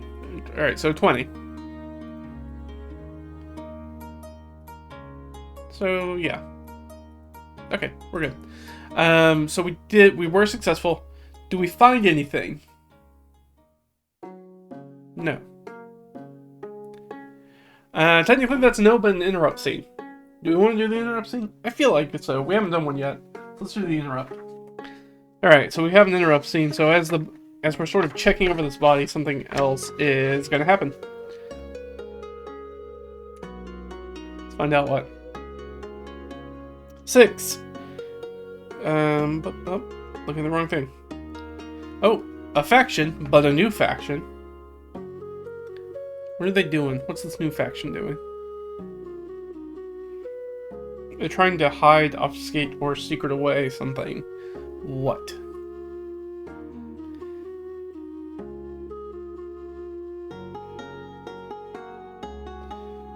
Alright, they're trying to hide, obfuscate, or secret away from an existing faction. Okay, so we have a new faction and an existing faction. Well, we can figure out the existing faction pretty easily. Let's go back to our faction's NPCs. That'll tell us. So I think everybody's kind of in play right now. So we have 7. So who is the faction that's sort of they're trying to hide from? Oh, adventurers.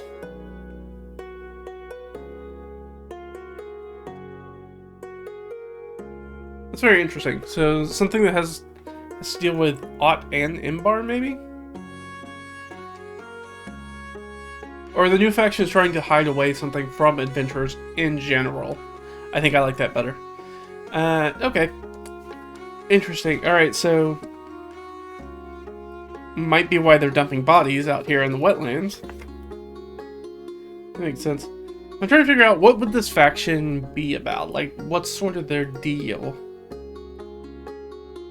Let's see if I can find something out. 1-5.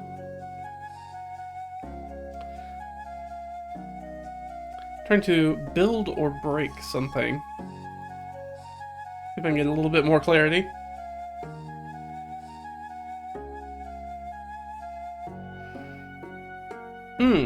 Nope, not really. Alright, so now I'm just trying to figure out what exactly they would be trying to hide from adventurers in this one. Trying to hide from adventurers. So these people out here... Oh, I guess it's a question. So this dead body that we come across, like, is this an adventurer? I think that's extremely likely then. Yes. Okay. So as we're doing that, does that mean that somebody sneak up on us? Try to get us? No, somebody's running away. That's what's happening. So we find the body as they're sort of dumping it. As this new faction's dumping it. And heading back, running into the wetlands.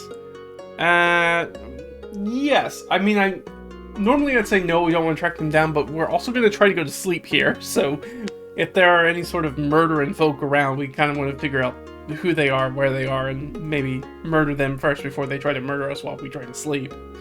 So I think we're going to chase them down. So let's get some DCs. Oh, that's pretty good. So that's an 11. So, hold on. Let me get back up here. Because these people are going to run, so we're going to have to run after them. Now, the problem is that we are now exhausted. So the likelihood that we're going to catch them is very low. So we do that. Okay.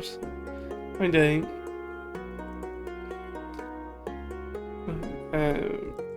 People are dumping in the marsh. So we're gonna chase. So 11. I'm just gonna make it like a 3. 3 seems good. 8, 14. 14 and 12. 14 and 12, which makes it 6, 7, 37. So we need to roll 37 in 3 rolls to basically catch them. Perfect. Let's do it. So we see the bodies. We see them dump them. We say, hey, stop. Wait. They immediately drop the body and start running off. And we're going to give them chase. We're going to give chase to them. So I've got my chase rules out here. Alright, the first thing we're going to run across is run D20. Which first thing we have to deal with potentially? Nothing. No complication. Alright, so it's just a straight up Constitution check. Which means that we have disadvantage on it. Which is not great. But we still... 13, 14, 15. We still get a 15. Which is really good. Alright. And our next one, so we're running through the marsh, you know, water's picking up all over the place, people are jumping and trying to ride and trying to get through here. 5, we were running across 5. We do that and we're sort of running after it, and then there's a sudden drop. We watch somebody, let's say Dell, just goes sploosh head underwater, like there's a giant drop somewhere under the water. And this can be a dexterity, I think, saving throw. So no disadvantage on this, Leah. Not that she'd need it anyways. She's gonna fail it. So that's a total of 4. Okay. As she sort of falls into the water as well. So 19. All right. So basically, we need to roll an 18 to catch up to him on this one, which is probably gonna be unlikely. Was there something magic we could have done to maybe get over that instead? Not really. That's okay. Like we could have a good jump spell or something, but we don't really have anything like that. Alright, and then one more. Do we run across anything? 1. 1 is a 1. Then they pass through some thick underbrush that we have to get through. Do we have anything that would deal with thick underbrush? Not really. A firebolt, maybe? Maybe firebolt. Yeah, I'd say that she could sort of like blast it with some fire. Because firebolt sets fire to things. So yeah, she'll use a firebolt. That's really good. That's gonna get her the total that she needs, because that's 22. Which is going to make us, so that's 20, so that's 41. So we're able to do that, and we sort of chase after them and circle them. How many people we got? I feel like this is going to be a combat situation. This feels like a humanoid combat situation. So let's figure out what that would be. Let's look at our filters. So we're going to take this out. So we're gonna go down here to humanoids, I feel like. We're gonna take away eagles, and we are gonna maybe a random hard one. Fire newts maybe makes sense here, actually. Let's do a filter though. Filter, because we are in a very specific sort of environment. Let's go with swamp.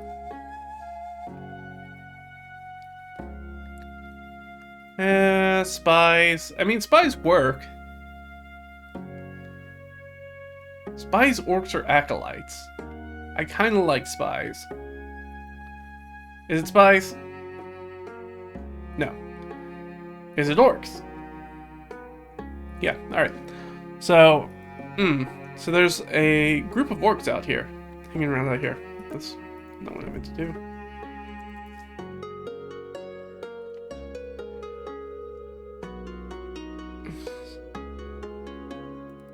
It's a group of orcs.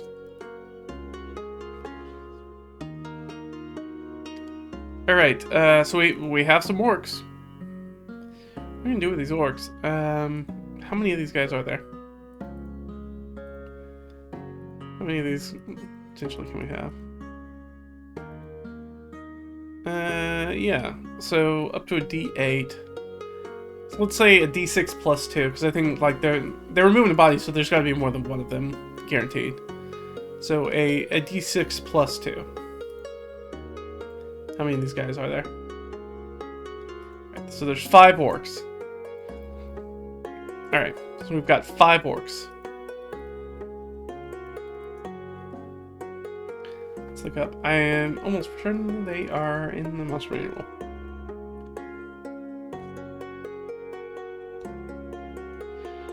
Let's go orcs, orcs, orcs, orcs. Yes, yes. Actually, take me to an orc. Not a banshee. I'm just gonna run down here. Ogres. Half ogres. Onis. Oozes. Orcs. Alright, they have a dexterity of +1, so they're gonna go on 11. And they have 50 hit points. This shouldn't be particularly difficult. Oh, sorry, there's 5 of them, right? 3, 4, 5. Alright, perfect. Alright, so we only gotta beat an 11. Leah? No. Ott? No. Alright, guys, well, the bar was not high and you found a way to get under it. That sounds just about right for this group. Alright, so... Delg. Nope. Imbar. Yes. Rhyme fire. Oh. Alright, so, Delg, I think we'll just put Rhyme fire at the end. So, literally the only person who gets to go for them is Imbar.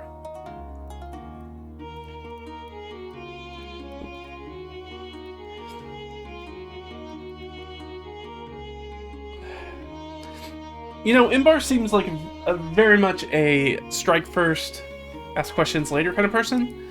Is she gonna hold up and try to ask you questions? No. Alright, didn't think so. She rushes 1.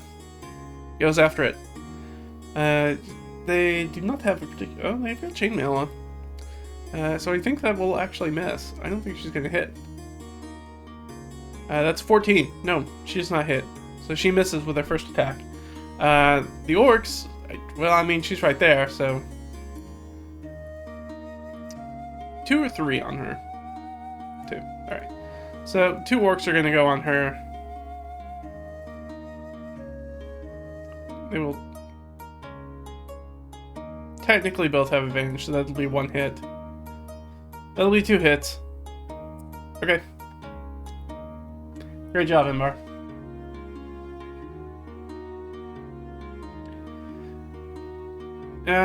Yeah, that's great axe hits it, so D12 plus 3.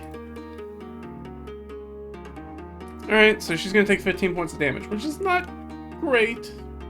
Right? Not great. It's half her hit points. But that's that. Alright, and I think we're just gonna do... Well, we'll do 1 against the remainder. So 1 against Ott, 1 against Del, 1 against Lita.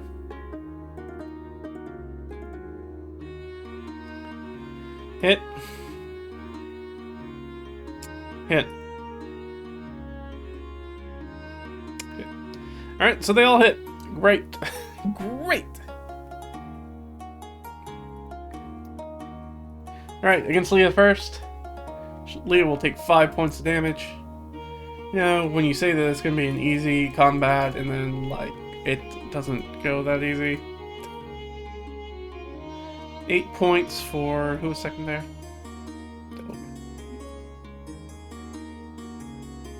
Yeah, that's fine. 8 points for Delg. And 15. And then for Ott. Oh, she got a nice 3 points of damage. So she took a light grazing. Alright, well, we made it through their flurry in the first round, so Ott's up. Does Ott have advantage? I assume everybody sort of has advantage on this point. They kind of spread out, so probably not. So Ott's going to go against that one. She gets to do multi-attack with her spear. So 1 will hit. And she'll do 7 points damage.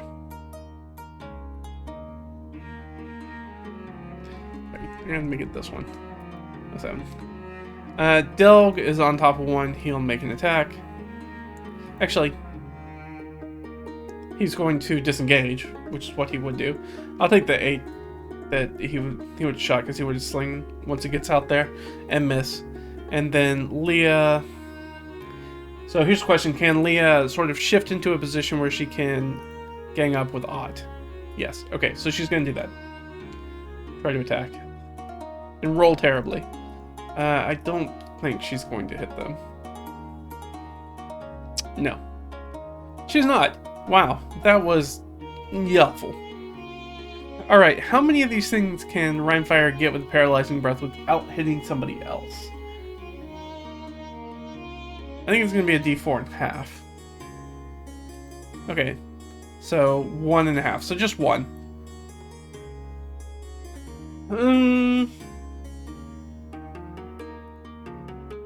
Is it worth doing if you can just hit 1? Yeah. I mean, might as well. Alright, needs con save. They get it. Doesn't matter anyways. Alright, back to the top. Inbar. Can Inbar get into flanking? Yes, okay. So she's going to get into flanking with Odd and attack the one that's on Odd. Or the Odd already damaged. She will hit it. She's going to do a lot of damage. 14 plus... it doesn't really matter. That will definitely kill them. So Inbar definitely kills that one. For sure. No questions asked. That's it. That's all she can do on her turn. So we have 2 orcs on her still. And then 2 others. So 2 orcs are on her. They will both have advantage.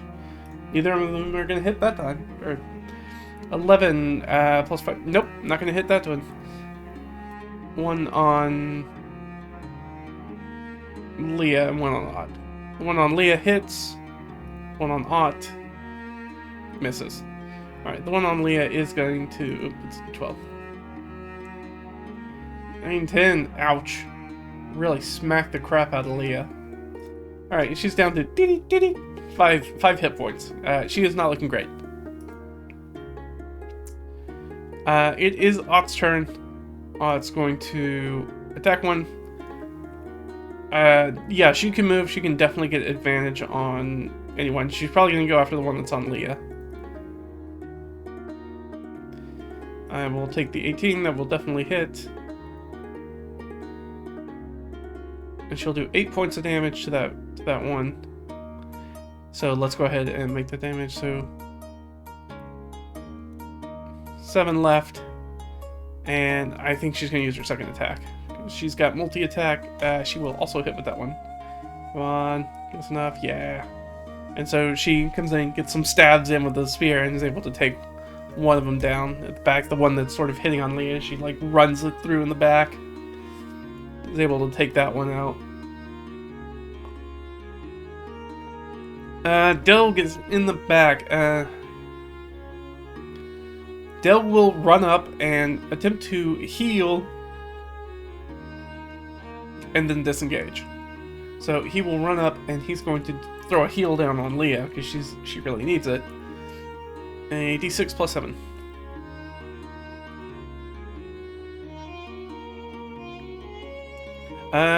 So she gets 12 hit points back and she can't be healed from that again.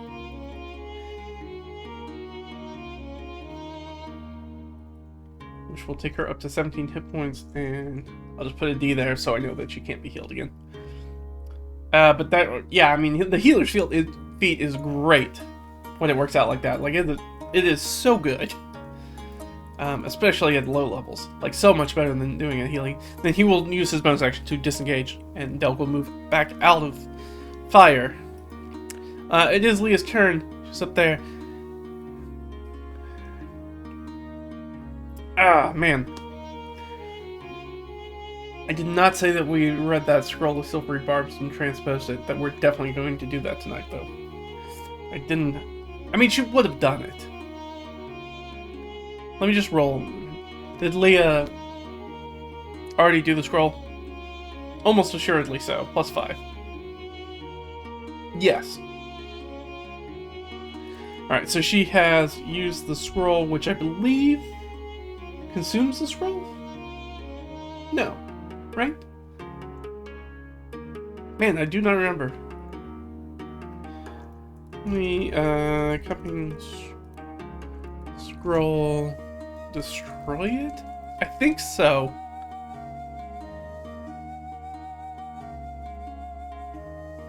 Let's check D&D Beyond right there. You prepare copying the spell in your own fault, reproducing, deciphering the unique system of notation used by the wizard who wrote it. For each level of the spell, the process takes 2 hours, which I definitely doesn't need to, and the price is reduced. I need to figure out what that is, though, because ours definitely changes.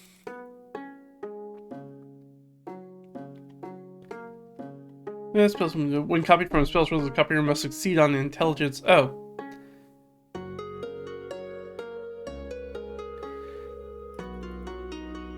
Huh.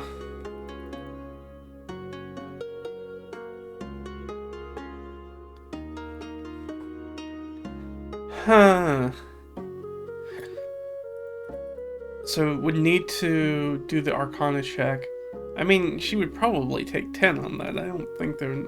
I'm not sure if I like that rule. I like that rule. I like the rule of being able to copy it if it's an attempt, if you don't have to pay to copy it. But one of the things that I get from being a scribe wizard is that, let me go ahead and look it up real quick. I hate to do this right in the middle of, right in the middle of combat, but it is kind of important. I should know this, actually.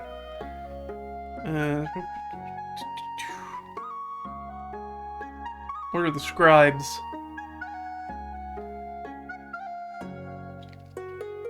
You can spell. Oh, I need to remember that. When you cast a spell with the spell slot, you can replace the damage type.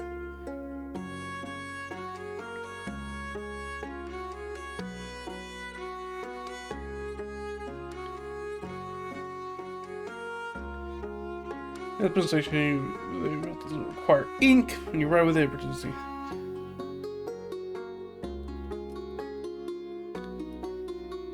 Oh, yeah. So it took her 3 minutes to copy the spell.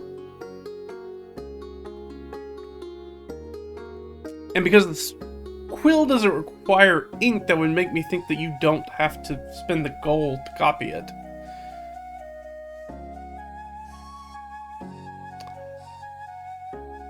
So I guess let's just make the intelligence check? And then if I fail, I could use it again? I'm gonna have to think about this for a little bit. I didn't realize that the rules on this were so wonky. Hey, natural 20. Don't even have to worry about it. She for sure knows it now. And also has it. So I'm just going to put... We're just going to put that back right there. Oh, that's in bar.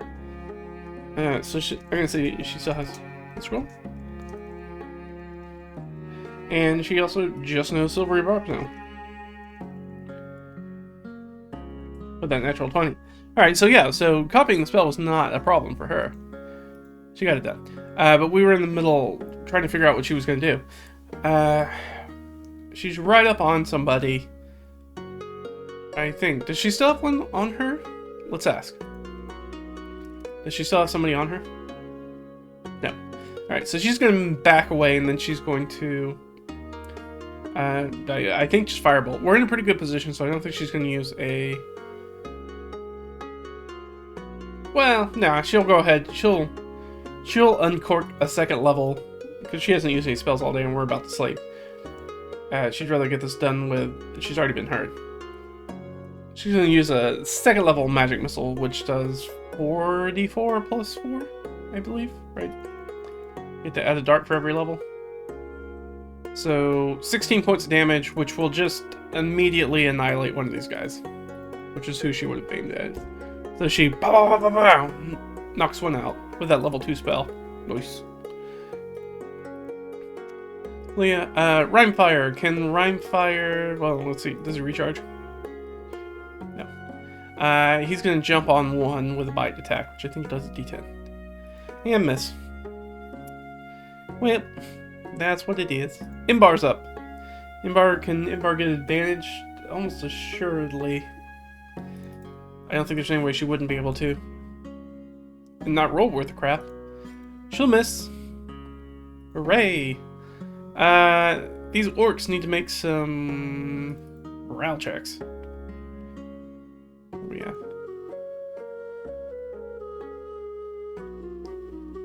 Alright, so the first one runs, but the second one stays in the fight. Alright, so this first one's gonna run, and it's gonna get 1, 2, 3, 4. And how many of these? How many people? We're just gonna go from the top down. How many people get reactions here? 3. Okay. Imbar will take a swing. She has advantage. That's a crit on a 19. She crits on a 19, so... yeah. She... home run swings that orc's head right off with her warhammer. Pink! Alright, only took one. The other one still decided to stay in the fight for some reason. Well, I don't think you see something like that happen and you don't... She's either gonna... It's either gonna attack Imbar or Rhymefire. Yeah, you go after Imbar, right? And miss. Terribly. It's Ott's turn. Does Ott care about subduing orcs? I don't think so. Yeah, not really. So she's just gonna stab this guy through. That'll be 1 hit. And the second one, it's gonna be a miss. She'll get 1 hit in. Whopping 3 points of damage. Woo! Alright, down to 12. Delg's gonna sling. He'll hit. And do 4 points of damage. It's a death by 1,000 cuts here. Leah, well, Leah will firebolt. No reason not to. Get a natural one. Okay.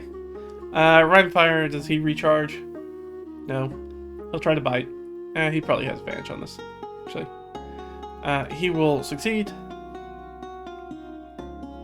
And I think he does 5 points of damage. Alright, back to the top. Imbar. If Imbar hits this guy, she's gonna kill him, so... She definitely does. Well, before I do that, would Imbar care? I also highly don't think so. Oh no, she does. So she decides to knock that one out and subdue him.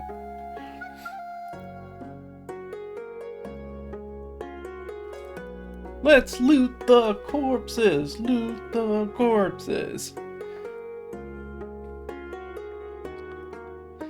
Alright, let's do an investigation check. Yeah, almost certainly natural 20. Heck yeah. How many of these guys... So there were 5 guys. How many of them have loot on them? Alright, well... Can't roll 6. So... 4. Okay.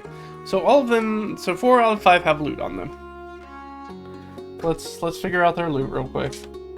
And then see if there's loot on the other body, too. Is there loot on the other body?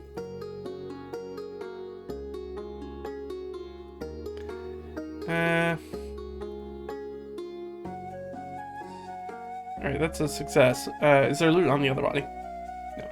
Alright, so just 4 things of loot. Alright, so the first one is we're gonna get some money.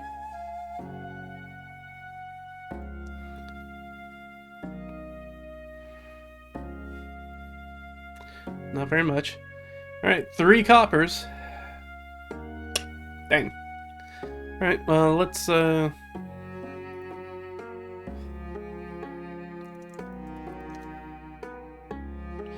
0.03. We're just gonna do that. Quickness sake. Alright, for our next one, number 2. 1, some sort of pocket contents. What do they got in their pocket?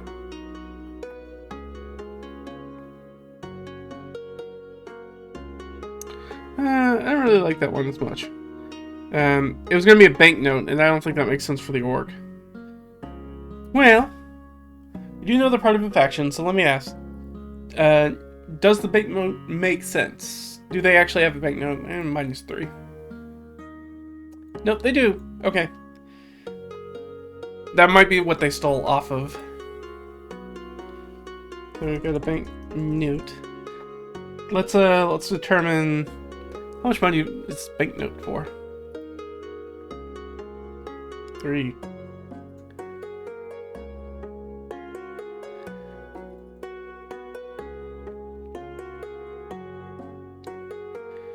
For 8 silver pieces. That seems silly. I think I'm going to change that. I think that should be worth more money. Banknotes are usually for gold or platinum. So let's just roll a d20 here. See if we get gold or platinum first.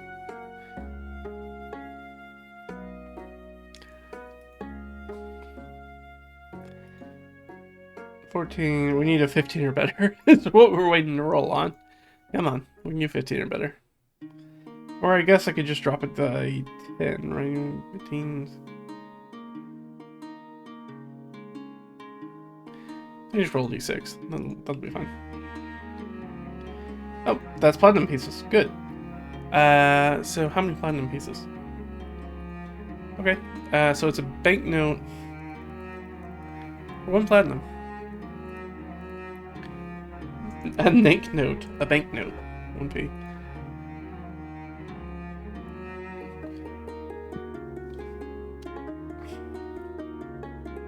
Interesting. Okay. So let's ask some more follow-up questions. Is this made out to somebody in particular? Probably not. No. Okay. So it's just a bearer bond kind of thing. A little IOU piece. I assume Karjunton Bank, almost guaranteed. Yes.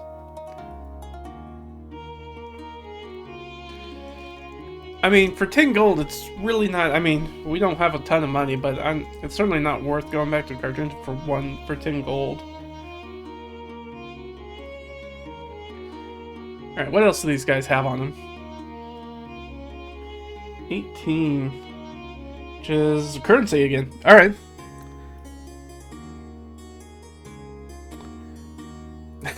$7 coppers. Congratulations. So I'm gonna use some quantum loot here. And be like, we have found 1 silver's worth. And one more. We got one more guy here. And 6. So some more pocket contents. Alright. 5. 1, 2, 3. Oh, this guy does have some money on him. And 9 silver. So we got a total of 1 gold out of all of that.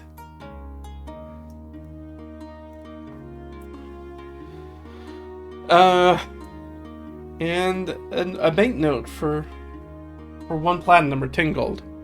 But it doesn't say... Now, we do know that this is technically a faction, so do they have some sort of... They must have some sort of symbol or something on them. Is there anything... So we know it's not a faction that we know. Do they have any sort of recognizable symbol on them? No, not really. So I'm just going to add them down here to our factions. I guess Karjunton, sort of outside of Karjunton though, right? But not Split Valley Oasis. So I'm going to add this faction. Do we want to do like outside Karjunton? No.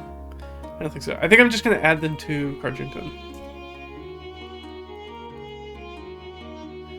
So orcs.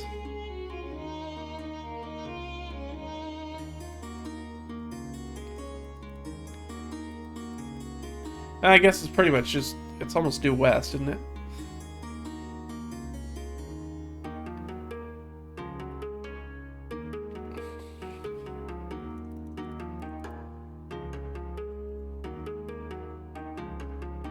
So we'll just, I'm gonna actually add this.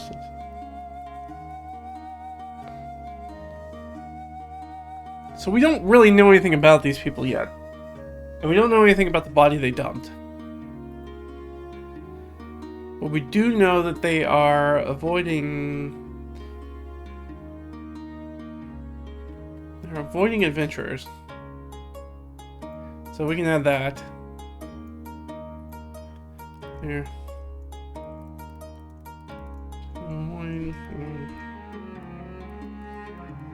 Adventurers. In particular. So they're doing something that adventurers might be hired to deal with, but what we don't know. We really don't have the time to figure that out. So instead, we're going to bed down for the night. Now, I do think we've got to take some chances here. And see, does anybody come a knocking? I think we're gonna do, let's do 4 watches. Oh man, we got 2 ones. That's really bad. We're gonna get attacked twice. So yeah, we're not gonna make it through the night. It's real bad. Alright, well, that was the second one and the 4th one. Let's deal with the second one first, I guess. So let's just look down to where we were in our combat tracker. And that'll tell us whose watch it was. So it wasn't Imbar. So it was Ott. Then Leah.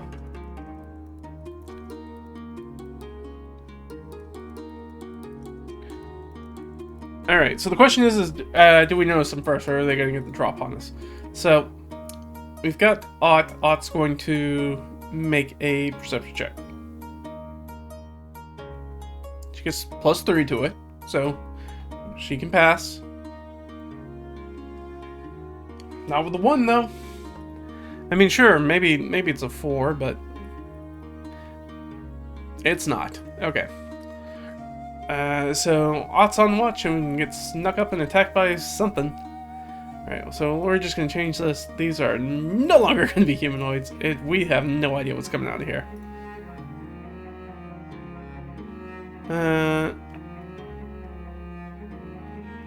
I like giant toads, I don't like Vargulia.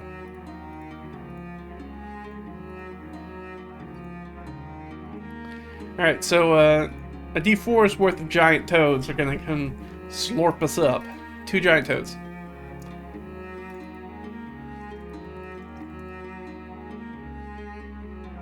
Which I'm sure are in here. Pretty sure those are in the monster manual. Yep. Alright, so they're going to go on 11, and they have 39 hit points each.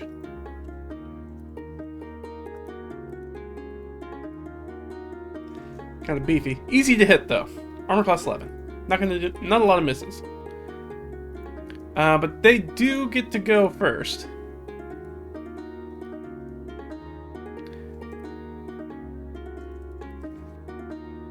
And we don't have to worry about her watch failed anymore. But they are going to sneak up on us. But then after that, let's just figure out who's going to be in what situation. 22, 18. Yeah, Ott was way not on it. She was down at the bottom of the pile.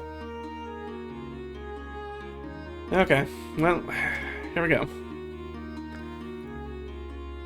Alright, so giant toads are going to go first. 1, 2, 3. Oh, sorry. Move Lay out of there. That's what I'm looking for. Alright, I'm just going to see who's going to be asleep. Imbar, Del, Grimefire, Leah, or Grimefire. Well, I guess there's 5 of us. Who's going to be asleep? Not asleep. Asleep. Asleep. Asleep. Okay. Literally everybody's asleep except Imbar, who's woken up. So do the toads... They got a bunch of choices. 1, 2, 3, 4. I don't think they go after Rhymefire, but I'm sure they would go after these other guys. Alright, so one of the toad is going to go here, and the other one's going to go Dude. And dude. Perfect. Alright, first one's gonna hop on to Leah. And we're gonna have advantage. And hit. Yeah, I don't...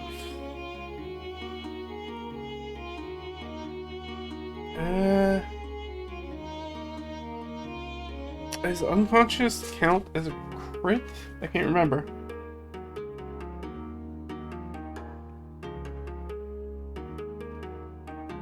Because I think you're just incapacitated.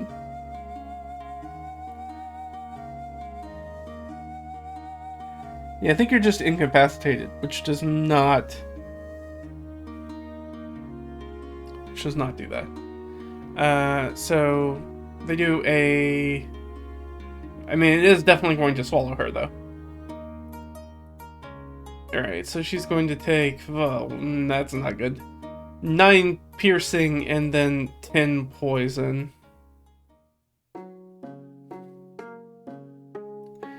So 19 points of damage, and I'm pretty sure that that's gonna just immediately knock her out. Yep. She's at 0.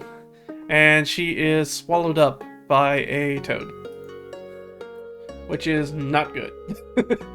Especially since she's unconscious. I think you're going real bad real quick.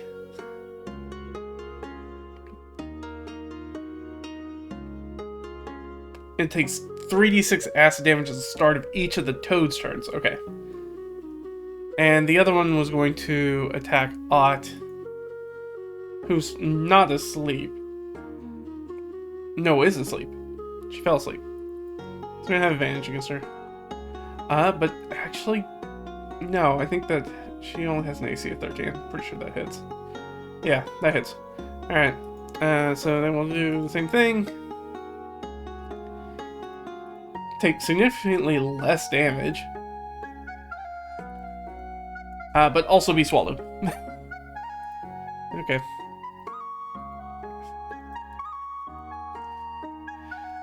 Well, probably awake now. Let's go back. Imbar gets up. She's going to go after the one that's on Leah. There's no reason she wouldn't have advantage. She has advantage. She is going to hit. She's gonna... Imbar has a +2. Alright, so she's going to do 15 points of damage on that first one. Oof.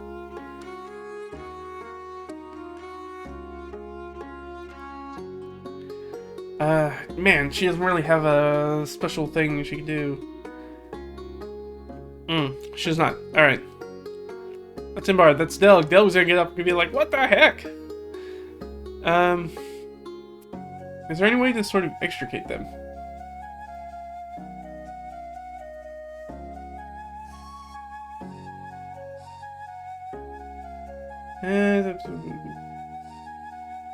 Oh, they're just grappled. It's DC 13. Yeah, Delg's going to attack. He's going to actually go in with melee and attack, and then he's going to use his help action to Leah to help her try to get out. Because she also has disadvantage because she's still exhausted. But he will actually run in and attack. And technically he'd have advantage then. Doesn't matter. Still hits. And he'll do 6 points of damage. Down to 18. And he will use his help action. It is Leah's turn. Leah's gonna try to get the heck out of this frog, I feel like.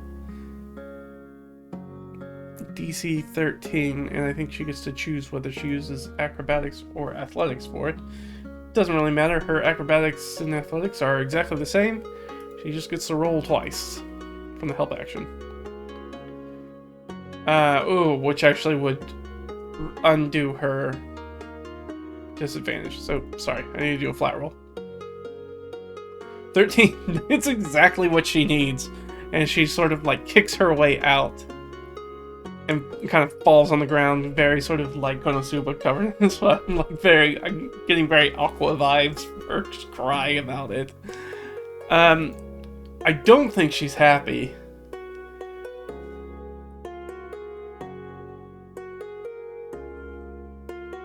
I think she would just magic missile. Well, no, I think she'd chromatic orb this thing. Let me get chromatic orb up real quick. Because it's like right there. Let's do spells. Oop.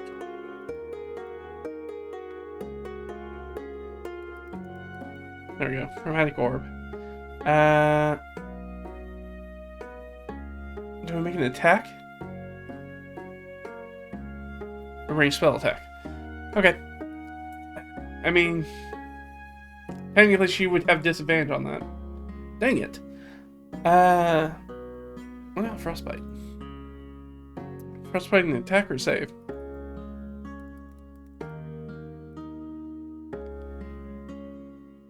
Okay, so that's no save. Yeah, sure. She'll try to do that. Let's make a con save. Yes, sir. She's gonna stand up. Actually gonna fail. So it's gonna take a d6 of cold damage. 1 point of cold damage. And has disadvantage. It says technically weapon attack, but I'm gonna say that's melee attack.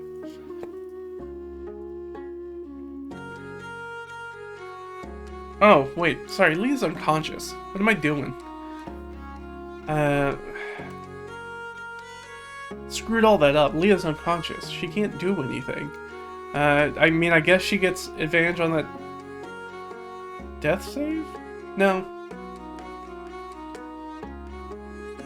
Alright, she fails a death save. Sorry. That's what she needs to be doing instead. I forgot. Del probably would have tried to get her out instead. Instead of doing the help action. Oh well. You win some, you lose some. You forget what you're doing. Alright, so that was Leah's terrible, terrible thing. Rhymefire. Can Rhymefire get both of these guys in one hit? No. He's gonna choose one. He's gonna choose the one that's on Leah. Give me that paralyzing breath. Give me that con save. Ooh, that's a fail. So that thing is paralyzed. Good. Ott. Ott is swallowed. Ott is... Hey, what's going on? Ott's swallowed, so Ott's gonna try to get out from this toad that swallowed her. Yeah, because she does not want to be in here, in its mouth. That might get her out. Yes, yes it will. Okay, so Ott gets herself out of this toad's mouth, kicks her way out of this toad's mouth. That will take her action, though.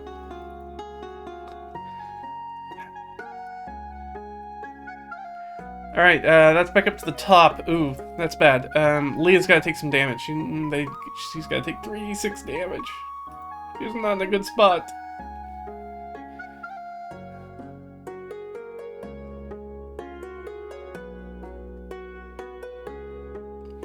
Yeah, nope, nothing about it. Just straight up 3d6 damage. Alright, that's 12 points of damage, which is gonna make her fail a death saving throw.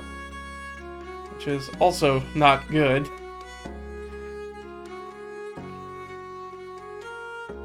Just gonna fail a death saving throw.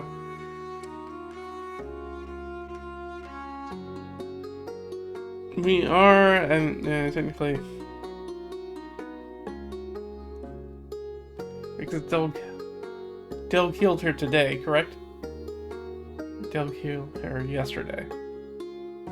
No, Del killed her yesterday. So he can still technically heal her, which is what he needs to do now. Alright, Ott's out of the other one. That one's paralyzed, so it's doing a whole lot of trying not to be paralyzed anymore. And it's still paralyzed. And the other one is going to try to attack Ott again, I guess. And They have a +3?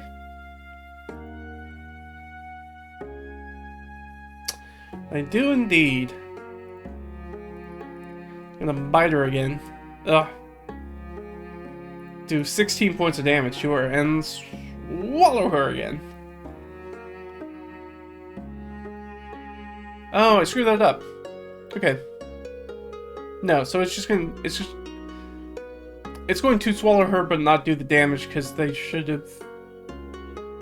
I really screwed that up. That really hurt me in the long point. So what I'm actually going to do is I'm going to undo one of Leah's death saves and take her back to 0.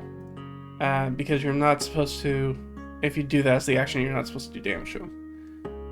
So Ott got attacked, Ott got not swallowed. Or did get swallowed, sorry. She did get swallowed again. But it doesn't take any immediate damage right now.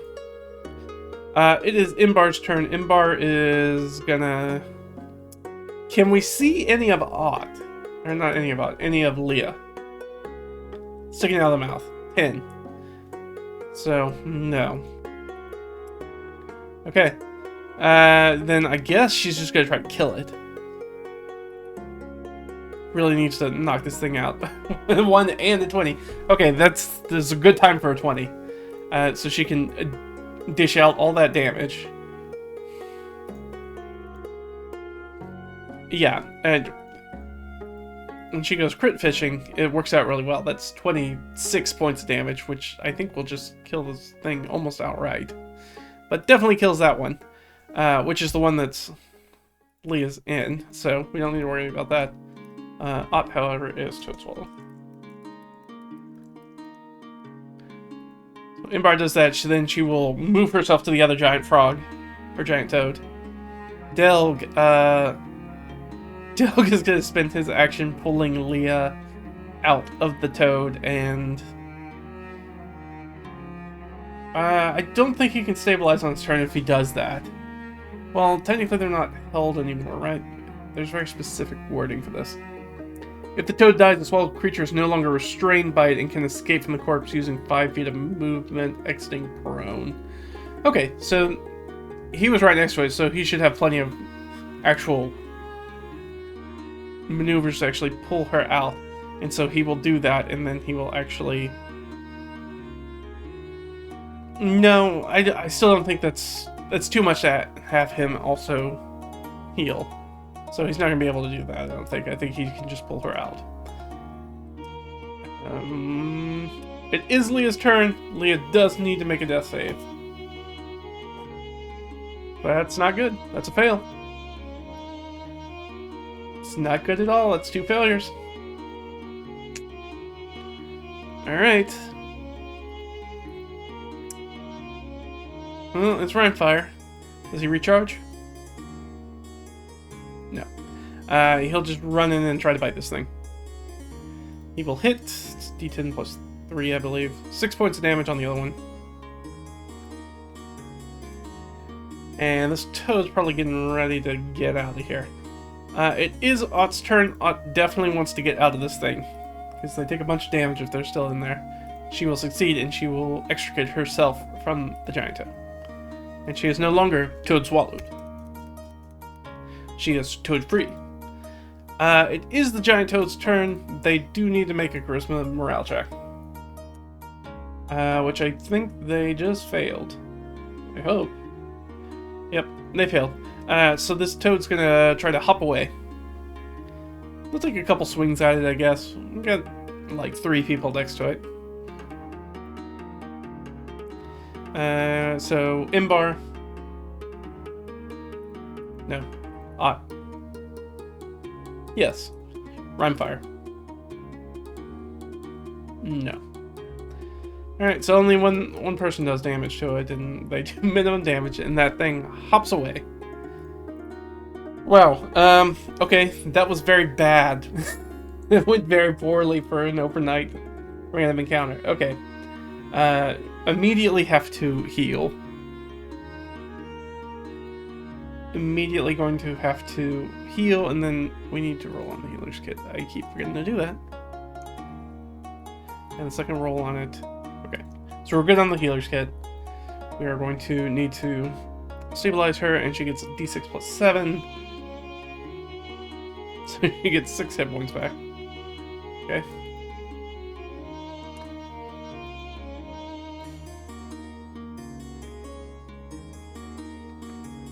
And those reset. And she's been healed by Delg. So here's the question: does she have an opportunity to spend any hit dice? I mean, she would spend at least one hit die for sure. She would have to. She would definitely spend at least one hit die because she knows she's going to get that back. So I think she'd do that immediately. Which, I mean, it's just going to get her 1d6 plus 2, but it's something, right? Another 7 points. Alright, and then it's overnight time. And other people need to heal too. She'd spend 1 for sure. 8, so she'll get 8 hit points back. Delg, I think, is fine. No, Delg needs to spend 1. So he'd spend 1. Everybody spend at least 1, probably, to get 5 hit points back. Take 20, and then Ott will spend at least 1. And get back 9 hit points. Put her at 31, almost full health. Okay, good. Now that puts us in a much better position. Now, we do know that we're going to get attacked overnight again.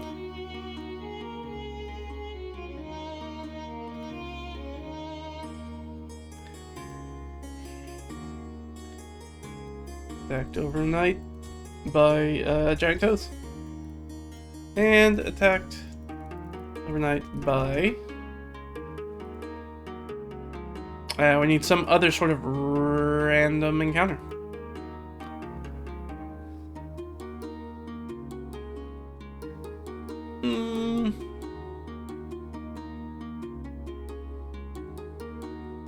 I don't like either of those. Half ogres. Let's go with half ogres. This seems fun. They're somewhat related to the orcs potentially, so there's like a D4 of them.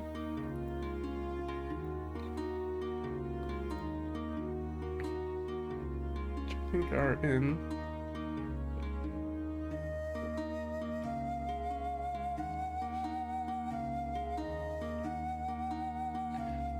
Go half ogre.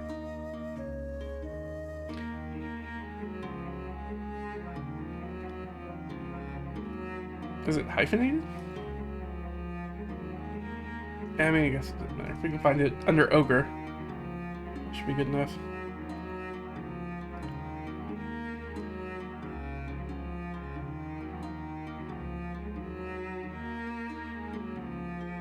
Come on, bugbears.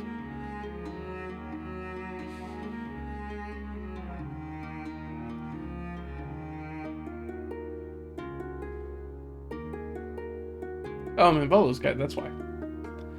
Helps if you're in the right book. Half ogres. There we go. We got half ogres here. They roll in at a 10. Just straight up. They have 30. There's 3 of them. Alright. So it's Leah's watch. Is Leah asleep? Yes. Okay. So Leah's passed out.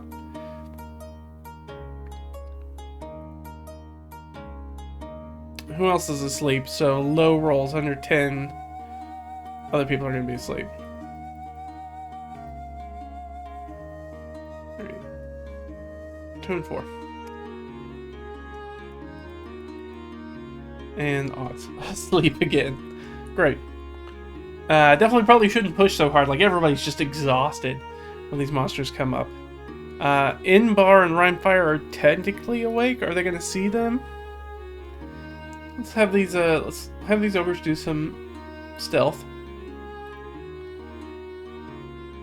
That's pretty stealthy. That's very stealthy. That's not great. But I think that... I'm going to say that they're going to get the drop on somebody. Alright, they're going to get the drop on people. They're going to go first.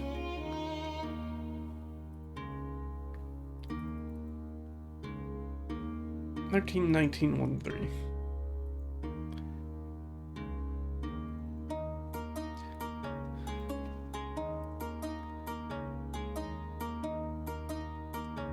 You're gonna put... He is all the way down at the bottom. Too sleepy. Okay, well, the monsters get to go first. Who are they gonna sneak up on? They got 5 choices.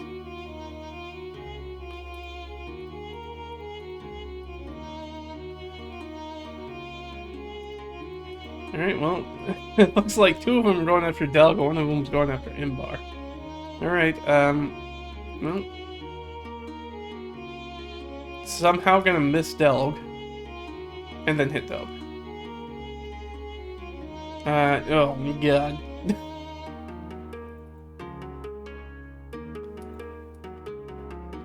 Alright, so Delg takes 12 points of damage. Obviously gonna wake up after he gets hit with a battle axe. Probably gonna cry out. Probably everybody gonna wake up at that point. And then there was one against Imbar, but Imbar is awake. Doesn't matter, gonna hit him anyways. Sorry, it's 2d8?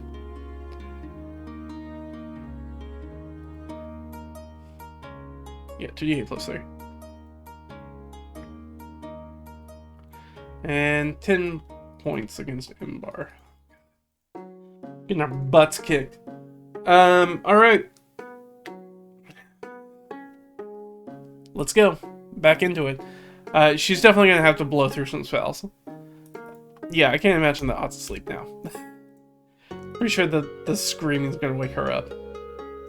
Delg obviously woke up as he got hit with a battle axe. You know, gonna disengage and move away. That's what he's gonna do. Yeah, I mean, he'd still have an attack. He'll do an attack. Why not? He'll miss. Okay. So Imbar's got that one that's on top of her, so she's gonna attack that one. And miss. Come on, guys. Oh, we're not in a good spot. We need you guys to pull it out. Alright, how many of these guys can Rhyme Fire get? Just one. Yeah, probably hit him with the paralytic. Man, they save out of it. Dang. And Ott. Ott is up. Ott's going to pull her bow and try to plug one guy twice. I miss, I think, on both of those. Man. What a stellar thing of just terrible rolling. I don't think she has a +4, does she? Oh, she does. So she hits with one of them. For minimum damage. Alright guys, we are not in a good spot. Leah at the bottom, she has failed her watch. She has woken up. I think she's got to put Igni on the spot here. Try to get him to get some work done. But she is also going to cast a spell. What does she want to do? Yeah, she's gonna drop that chromatic orb this time.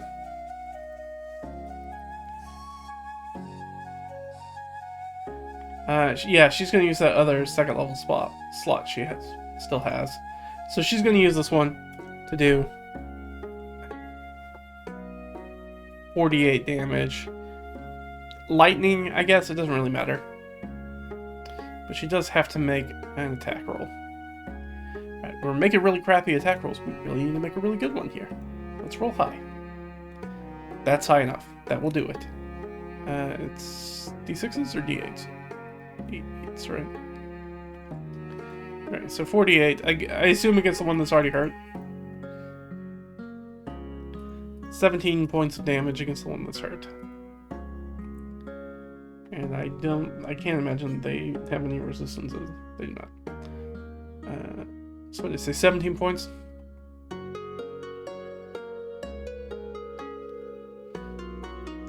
Alright, so that first one's down to 10. And then how many can Igni get in their sort of cone? Oh, they can get all 3. Excellent. This is going to be potentially clutch for us. So he is going to do his fire breath and make a DC 11.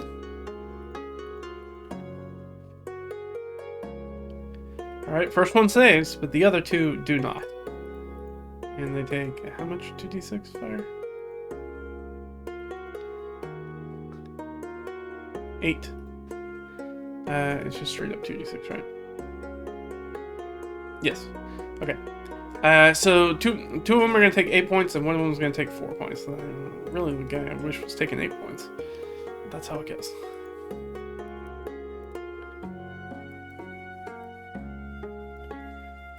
And so Igni's up there. Well, it is the monster's turn. Alright, well, one of them needs to make that charisma save. He's going to fail. So he's going to run. This first guy's going to run, which I assume is the one that Imbar was next to, so Imbar is going to try to make an attack as they try to get away, and is definitely going to hit, and I think that's going to probably... Nope. Doesn't kill him, but he gets away. So that first one's hurt and goes away. Who are these other 2 going to go after? They're not really next to anybody.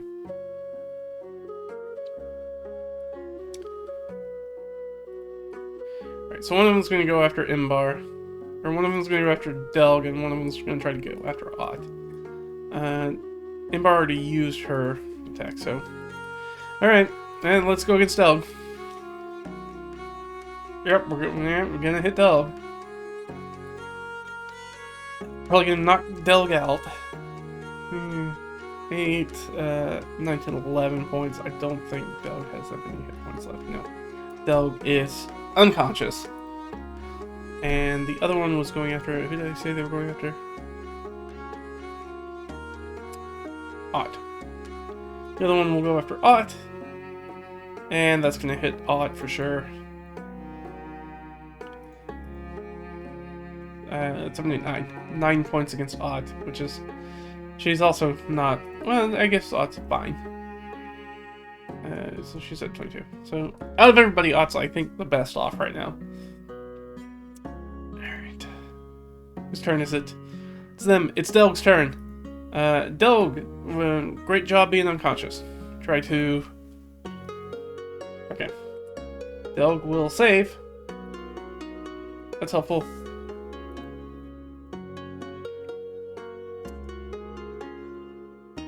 Imbar. Imbar's got one right on top of her. So she's going to keep fighting that one. That will hit. Unfortunately, she does not get the gang up because nobody else is next to her. So she does... +2? 6 points of damage. So she will do 6 points of damage against this guy. So what's down? 16. And Rhymefire. Does Rhymefire recharge? Probably not. I think he's going to go with the one that's on Imbar and try to get advantage. Try to flank it. That'll certainly hit. I'm going to probably do a lot of damage, but 7 points of damage.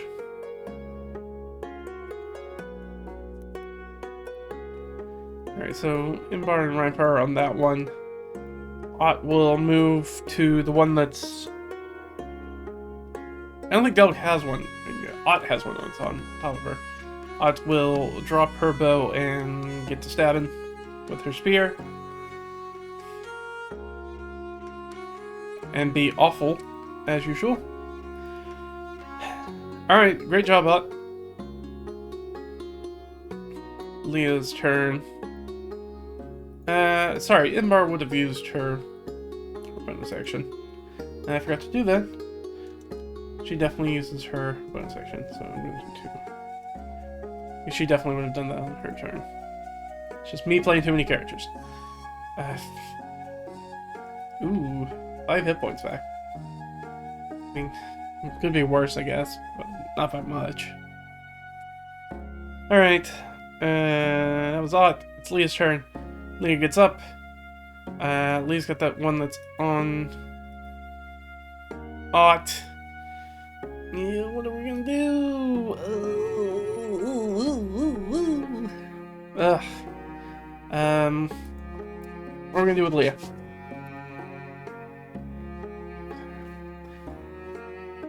Don't really need magic weapon. I could do another chromatic orb.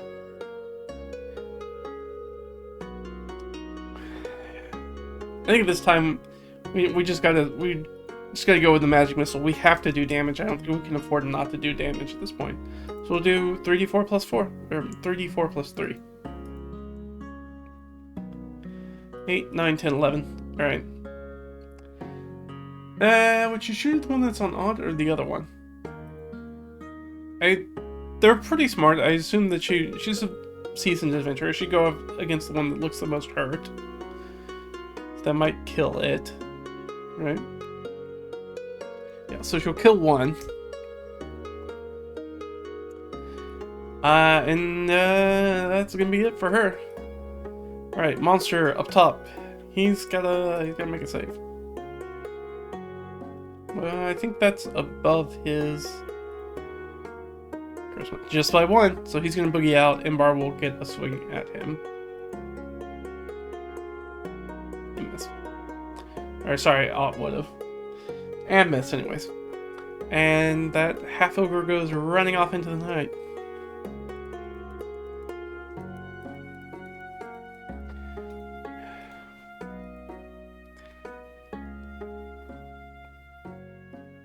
Alright, well, I already rolled for all the sleep, so we'll just... Everybody goes back to sleep. Nothing bad happens. Don't worry about it. And morning comes, finally. Morning's gonna come. And we're on Spring Prone 24. 28th. And... okay. So, definitely don't probably want to hang out in this wetlands anymore. This is clearly a very not great place to be. Do we want to... So everybody's going to heal up in the morning. Everybody gets their slots back. Everybody's going to get their hit die back. Everybody's going to get their hit points back.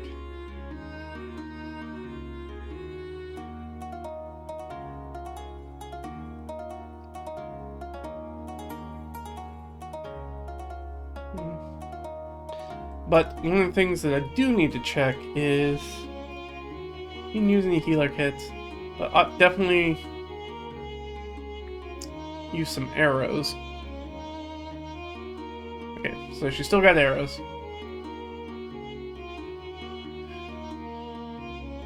She'll get back to 32 hit points.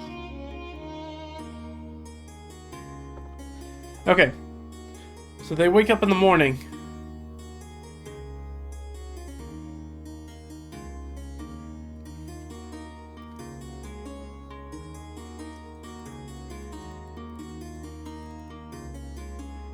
In March. So this place, obviously not a great place to be. I was really hoping we get further, but we are kind of at a point where I think it probably makes more sense to... This.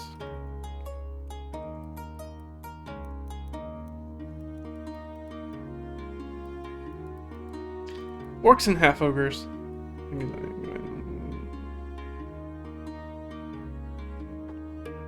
There we go. Unordered. That's what I was looking for. So I think that this makes more sense to... Dang it.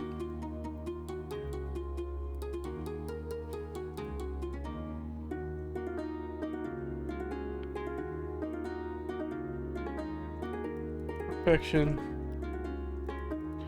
Ogres. And giant dudes. Some of these things may be related, some of these things may not be related. We don't know. What we do know is that I don't want to be here anymore. This place sucks. We need to get the heck out of here. But it is the start of a new day.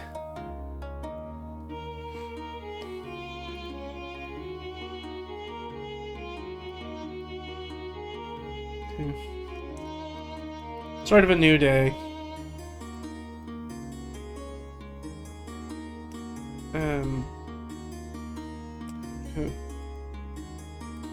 Upkeep's already been done. Just so I remember.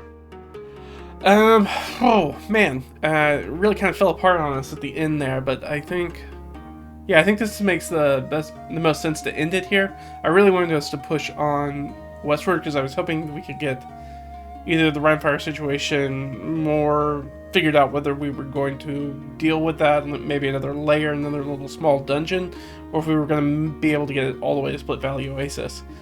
We did not get either of those things.